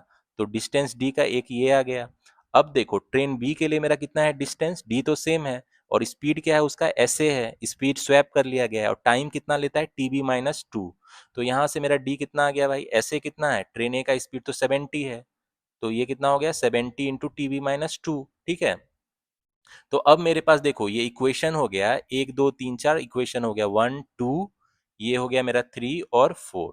तो यहाँ हम लोग क्या करेंगे इक्विवेलेंट कर देंगे। तो हम लोग क्या करेंगे भाई, जो ट्रेन इक्वेशन 1 और 3 को इक्वल कर देंगे। इक्वेशन 1 डी तो इक्वल है ना, तो इक्वेशन 1 इक्वल टू इक्वेशन 3 है ना, क्योंकि डी तो दोनों तरफ सेम है। तो यहाँ से क्या हो जाएगा मेरा इक्वेशन 1 में क्या है 70 इंटू टी ए किसके बराबर हो जाएगा 60 into T A plus 2। L H S equal है तो आर एच एस भी इक्वल होगा। तो यहाँ से हम लोग को टी ए का वैल्यू फटाफट निकाल लेते हैं। 10 इंटू टी ए मेरा कितना हो जाएगा भाई 120 हो जाएगा, यानी TA का वैल्यू कितना आ जाएगा? TA का वैल्यू 12 आ जाएगा। ठीक है, इसी तरह इक्वेशन इक्वेशन 2 और 4 को इक्वल कर देते हैं, क्योंकि मेरा डी सेम डिस्टेंस कवर कर रहा है ना। तो इक्वेशन 2 क्या है मेरा भाई? 60 इंटू TB, और इक्वेशन 4 क्या है मेरा? 70 इंटू TB माइनस 2। तो यहाँ से TB का वैल्यू फटाफट निकाल लो। 10 इंटू TB कितना हो जाएगा भाई? 140 हो गया, यानी TB का वैल्यू मेरा कितना आ गया? 14। तो अब क्वेश्चन में क्या कह रहा है मुझे कि TA प्लस TB का वैल्यू क्या होगा? ओरिजिनल टाइम जो ट्रेन ए बी लेता है उसका सम निकालना है। तो 12 प्लस 14 कितना हो जाएगा भाई? 12 प्लस 14 कितना हो जाएगा? 26 हो जाएगा। तो यही 26 क्या हो गया मेरा आंसर? तो इसका आंसर क्या हो जाएगा? ई विल बी द आंसर। तो बहुत खूबसूरत क्वेश्चन था, और इसमें टाइम स्पीड डिस्टेंस का कॉन्सेप्ट था। डिस्टेंस क्या होता है? वेलोसिटी इंटू टाइम, उसी को यूज करना है। ट्रेन ए बी का स्पीड क्या कर दिया जाता है? स्वैप कर दिया जाता है। तो अब उसको जो टाइम लग रहा है, तो हम लोग डिस्टेंस को क्या करेंगे? इक्विवेलेंट कर देंगे। तो इससे टी टीबी का वैल्यू निकल गया, तो उसी का सम निकालना था। तो देख रहे हो, मेंस में इसी तरह के क्वेश्चन पूछे जाते हैं, कंसेप्चुअल इजी होते हैं, लेकिन अगर आपका कॉन्सेप्ट क्लियर है तभी वो आपको इजी लगेगा। लेकिन अगर कंसेप्ट क्लियर है तो ये क्वेश्चन इजीली बन जाते हैं। तो अभी तक मैंने जितने क्वेश्चन सॉल्व कराए, आपको लग रहा होगा सभी क्वेश्चन मेरे से बन जाएगा, और ये सच की ही बात है। इस बार के जो SBI PO mains, IPS PO mains में इसी तरह के क्वेश्चन पूछे जाएंगे। तो क्वेश्चन तो आपको बिल्कुल बनेंगे ही बनेंगे। अब चलो इसके जो बचे हुए क्वेश्चन है उसको भी फटाफट सॉल्व कर लेते हैं। तो गाइस नेक्स्ट क्वेश्चन पे आते हैं। ये मेंसुरेशन पे क्वेश्चन है। इसमें कह रहा है volume of a cuboid is 120 cubic metre. एक क्यूबाइड है, उसका वॉल्यूम दिया गया है। तो भाई क्यूबाइड का वॉल्यूम क्या होता है? जो मेंसुरेशन में बताया ना, ये क्या होता है? लेंथ, लेंथ और ब्रेथ और हाइट दिया गया है LBS। तो L into B into H कितना दिया गया है मुझे? 120 क्यूबिक मीटर। तो ये इतना हो गया। अब कह रहा है lateral surface area of the cuboid is 140 square metre. इस क्यूबाइड का जो लेटरल सरफेस एरिया है, क्यूबाइड का लेटरल सरफेस एरिया क्या होता है भाई? अब जिसने मेरा मेंसुरेशन का कॉन्सेप्ट वाला वीडियो देखा होगा उसको तो पता होगा, वो होता है ना 2 time height into length plus breadth होता है। और ये कितना दिया गया है मुझे? 140 स्क्वायर मीटर। यानी यहाँ से मेरा H into L plus B कितना हो जाएगा भाई? 70 हो जाएगा। तो इस इक्वेशन को हम लोग लिख लेते हैं। आगे क्या कह रहा है कि दे आर इंटीजर, मतलब लेंथ ब्रेथ हाइट जो है ये इंटीजर है मेरा। ठीक है, तो इंटीजर है, फ्रैक्शन नहीं है। और लेंथ जो क्या है मेरा? लेंथ ग्रेटर देन ब्रेथ, लंबाई ज्यादा है चौड़ाई से। तो आप कॉमन सेंस लगाओ, एल बी एच का वैल्यू क्या हो सकता है? तो देखो, एल का वैल्यू अगर हम लोग एल का वैल्यू अगर 4 लें, ठीक है, बी का वैल्यू 3 लें और एच का वैल्यू 10 लें, तो इस इक्वेशन को सेटिस्फाई करेगा और इसको भी सेटिस्फाई करेगा। तीनों का प्रोडक्ट देखो 120 है ना वॉल्यूम, और इसका जो H into L plus B 70 आ जाएगा, और लेंथ प्लस ब्रेथ इसको भी सेटिस्फाई कर रहा है। तो मतलब क्या हो गया मुझे? लेंथ जो है 4 होगा, ब्रेथ क्या होगा? 3 होगा, और हाइट कितना हो जाएगा भाई? 10। अब देखो 3 क्वांटिटी दिया गया है, इसको हम लोग वैल्यू निकाल के फटाफट बनाते हैं। क्वांटिटी 1 क्या है मेरा भाई? क्वांटिटी 1 है 2 times the length minus breadth minus height by 2। तो ये कितना हो जाएगा? 2 इंटू एल 8 हो जाएगा, बी 3 है, एच बाई 2 5 हो जाएगा, यानी ये कितना हो जाएगा? 0 हो जाएगा। क्वांटिटी 2 क्या है मेरा? उसको देख लेते हैं। क्वांटिटी 2 है 3b into L by H. ठीक है, 3b into L by H. तो ये कितना हो जाएगा? 3 इंटू बी 9 हो जाएगा। एल बाई एच कितना हो जाएगा भाई? एल बाई एच हो जाएगा 4/10। तो ये कितना हो जाएगा? 3.6। ठीक है, और क्वांटिटी 3 क्या है मेरा? उसको देख लेते हैं। ये है 2b minus L divided by H. 2b minus L divided by H, यही है ना? 2b minus L divided by H, yes. तो b का वैल्यू क्या है? 3 है, तो 6 माइनस एल कितना है? 4 है, डिवाइडेड बाई 10। तो ये क्या होगा?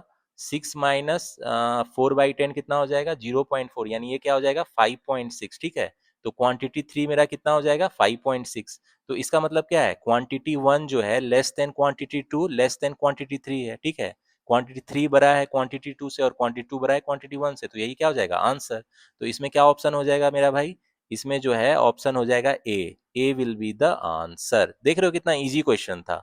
अगर आपने मेरा मेंसुरेशन का कॉन्सेप्ट वाला वीडियो देखा होगा तो उसमें मैंने lateral surface area, volume of the cuboid बताया हुआ है अच्छे से। तो इस क्वेश्चन को आप फटाफट एग्जाम में बना लेते। ठीक है, चलो मूव ऑन करते हैं इसके नेक्स्ट क्वेश्चंस पे। तो गाइस नेक्स्ट क्वेश्चन में आते हैं। क्वाड्रेटिक इक्वेशन का बहुत अच्छा क्वेश्चन है। इसमें क्या कह रहा है? X square minus P x plus 32 equal to 0। Roots of the equation are 4 and 4a। तो एक क्वाड्रेटिक इक्वेशन है x square minus P x plus 32 equal to 0, और इसका दो रूट क्या है भाई? एक रूट है 4 और एक रूट क्या है? 4a है। तो देखो कॉमन सेंस की बात है, इसमें जो है अगर आप 4 को रखोगे तो इस इक्वेशन को सेटिस्फाई करेगा ना। तो ये कितना हो जाएगा? 16 minus 4p plus 32 equal to 0, यानी कितना हो गया? यहाँ से 4p मेरा कितना हो जाएगा? 48 हो गया, यानी p का वैल्यू कितना आ गया मेरा? 12 आ गया। मतलब ये इक्वेशन क्या है मेरा, एक्चुअल में ये equation x square minus 12x plus 32 equal to 0 है। और इसका रूट क्या है भाई, इसका रूट जो है, इसका रूट क्या हो जाएगा, 8 और 4 होगा ना, जो ये 12 दे देता है। तो यानी यहाँ क्या हो गया, x का वैल्यू 8 और 4 हो जाएगा। तो एक वैल्यू 4 है और एक वैल्यू क्या है, 4a इजकल टू 8 है। ठीक है, तो a का वैल्यू कितना हो जाएगा मेरा, 2 हो जाएगा। ठीक है, तो बहुत सिंपल वे में आप कर लो। अब क्या कह रहा है कि 2 times the cube root of y equal to square root of y। देखो 2 टाइम्स, देखो क्या दिया गया है, 2 times cube root of Y जो है ये किसके बराबर कह रहा है क्वेश्चन में, स्क्वायर रूट ऑफ वाई के। ठीक है, तो यहां से मेरा क्या हो जाएगा भाई, वाई का वैल्यू निकाल लेंगे। तो वाई का वैल्यू कैसे निकलेगा यहाँ से भाई, तो गाइज यहाँ से क्या लिख सकते हैं, 2 को क्या लिख सकते हैं, 1/2 माइनस 1/3 हो जाएगा ना। तो यानी ये कितना हो जाएगा, वाई 6 हो जाएगा और ये क्या हो जाएगा, 1 हो जाएगा। तो यानी वाई का वैल्यू यहाँ से कितना हो जाएगा भाई, 2 का पावर 6 हो जाएगा। तो 2 का पावर 6 कितना है, 64 हो जाएगा।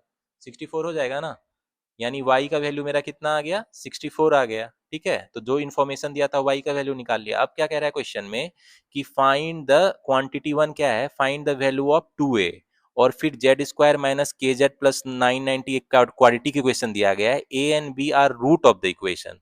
ठीक है, तो एक मेरा और क्वाड्रेटिक इक्वेशन दिया गया है भाई, Z square minus K Z plus 990 zero, और इसका रूट क्या है, ए और बी जो है इसका रूट है। ठीक है, तो ये ध्यान में देना। अब जो है वैल्यू ऑफ के जो है 5+3 है, के का वैल्यू कितना है, 5p+3। तो p का वैल्यू तो हम लोग निकाल चुके हैं ना, 12 है, तो ये कितना हो जाएगा, 63 हो गया। मतलब ये क्वाड्रेटिक इक्वेशन क्या है, Z square minus 63z plus 990 equal to 0 है। तो इसका दो इक्वेशन तो इजीली हो जाएगा ना, 30 और 33 होगा, क्योंकि इसी का जो फैक्ट ये 63 आ रहा है। ठीक है, तो यानी a का वैल्यू क्या हो जाएगा यहाँ से, ए और बी का वैल्यू क्या होगा, या तो 30 होगा या 33 हो जाएगा। ठीक है, ए और बी का वैल्यू क्या हो जाएगा, या तो ए का वैल्यू 30 होगा और 33 होगा, और बी का वैल्यू कितना हो जाएगा, 30 और 33 होगा। तो क्वेश्चन में क्या कह रहा है, देखो क्वांटिटी वन क्या कह रहा है, find the value of 2a। तो क्वांटिटी वन ध्यान से देखना, क्वांटिटी वन क्या है, 2a करे खोजने। तो 2a क्या हो सकता है मेरा, या तो 60 होगा या 66 होगा। ठीक है, तो क्वांटिटी वन पता चल गया। अब क्वांटिटी टू पे आते हैं, ये है y plus A, quantity two मेरा क्या है भाई, ये है y प्लस ए। तो y का वैल्यू कितना है, y का वैल्यू तो 64 है, और a का वैल्यू कितना है, a का वैल्यू देखो, a का वैल्यू क्या है, 2 है ना, तो a का वैल्यू 2 है, तो ये 66 हो गया। अब क्वांटिटी 3 निकालते हैं, ये क्या है भाई, इसको देखो, ये कह रहा है find the value of y plus two minus highest root of equation one. तो इक्वेशन वन कौन है भाई, तो गाइज इसमें क्या है, क्वांटिटी थ्री कह रहा है value find the value of y plus two minus highest root of equation one. तो इक्वेशन वन तो यही है ना, इक्वेशन वन का हाइस्ट रूट क्या है भाई, 8 है। ठीक है, और y का वैल्यू कितना है मेरा, अब क्वांटिटी थ्री क्या है, y प्लस टू माइनस 8 हो जाएगा। अब y का वैल्यू कितना है, 64 है, तो ये कितना हो जाएगा, 66 माइनस 8। ठीक है, यानी ये कितना हो जाएगा मेरा, ये हो जाएगा 58। मतलब क्या हो जाएगा मेरा, क्वांटिटी वन जो है ये less than equal to quantity two है, और ये क्या है, क्वांटिटी टू बड़ा है क्वांटिटी थ्री से, यही कोई रिलेशन हो जाएगा ना। क्योंकि देखो क्वांटिटी वन में 60 या 66 है, क्वांटिटी टू 66 है, तो क्यू टू क्या होगा, बड़ा या इक्वल होगा क्यू वन के, और क्यू टू मेरा क्यू थ्री से क्या होगा, बड़ा होगा। ठीक है, तो आंसर क्या हो जाएगा मेरा, तो गाइस आंसर क्या हो जाएगा मेरा, D will be the answer. ठीक है, तो मजेदार क्वेश्चन था, होपफुली आपको मजा आया होगा। चलो अब लास्ट क्वेश्चन जो है SBI PO 2025 mains memory based paper का, उसको हम लोग सॉल्व करते हैं। तो गाइज लास्ट क्वेश्चन पे आते हैं, इसमें क्या कह रहा है, दो स्टेटमेंट दिया गया है। पहला स्टेटमेंट में क्या बोल रहा है, the length of cuboid is B है, is 3/4 of the length of cuboid A. दो क्यूबाइड है मेरा, ठीक है, क्यूबाइड ए है और बी है। ठीक है, कह रहा है बी का जो लेंथ है, लेंथ जो बी का है वो कितना है भाई, 3/4 time the length of cuboid A. मतलब ए और बी का जो क्यूबाइड का लेंथ का रेशियो क्या हो जाएगा भाई, ये है मेरा 4:3, ये दिया गया है। ठीक है, तो और क्या दिया गया, आगे पढ़ते हैं, the height of cuboid A is 1.2 time that of cuboid B. अब हाइट जो है क्यूबाइड ए का ये कितना है भाई, 1.2 times the height of cuboid of B. ठीक है, हाइट बी के, यानी हाइट का रेशियो क्या हो जाएगा, ए और बी क्यूबाइड का 1.2। 1.2 यानी कितना लिख सकते हैं इसको, 12/10 यानी 6:5 लिख सकते हैं ना। ठीक है, अब आगे क्या दिया गया है, the difference between the breadth of the two cuboids is Z. मतलब इसका जो ब्रेथ है, ठीक है, मान लो ब्रेथ है B, B A minus B B जो है ये कितना दिया गया है, जेड। ठीक है, उसका चौड़ाई का डिफरेंस दिया गया है जेड, ठीक है। अब कह रहा है द, यहाँ एक्चुअली वॉल्यूम है, ठीक है, द वॉल्यूम ऑफ क्यूबाइड का रेशियो दिया गया है, the volume of cuboid A and B is in the ratio 8:3, मतलब क्यूबाइड ए और बी का वॉल्यूम क्या है भाई, 8:3 है, ठीक है। तो क्वेश्चन में स्टेटमेंट 2 में क्या कह रहा है, the area of a cube is 225 Z square metre and side of the cube is same as the breadth of the cuboid है, ठीक है। तो कह रहा है using both statement determine the value of Z, तो हमको जेड चाहिए क्या होगा। तो यहाँ ध्यान से देखना, वॉल्यूम क्या होता है भाई, length of cuboid A into breadth of cuboid A into height of cuboid A, यही होता है ना। और इसका क्या हो जाएगा, बी का volume L B into B B into उसका जो हाइट है, यही हो जाएगा ना, ये 8:3 दिया गया है, ठीक है। अब देखो, यहां से L A by L B क्या है, लेंथ का रेशियो 4/3 है, और इसका जो हाइट का रेशियो वो कितना है, 6/5 है, ठीक है। और क्या दिया गया है मुझे,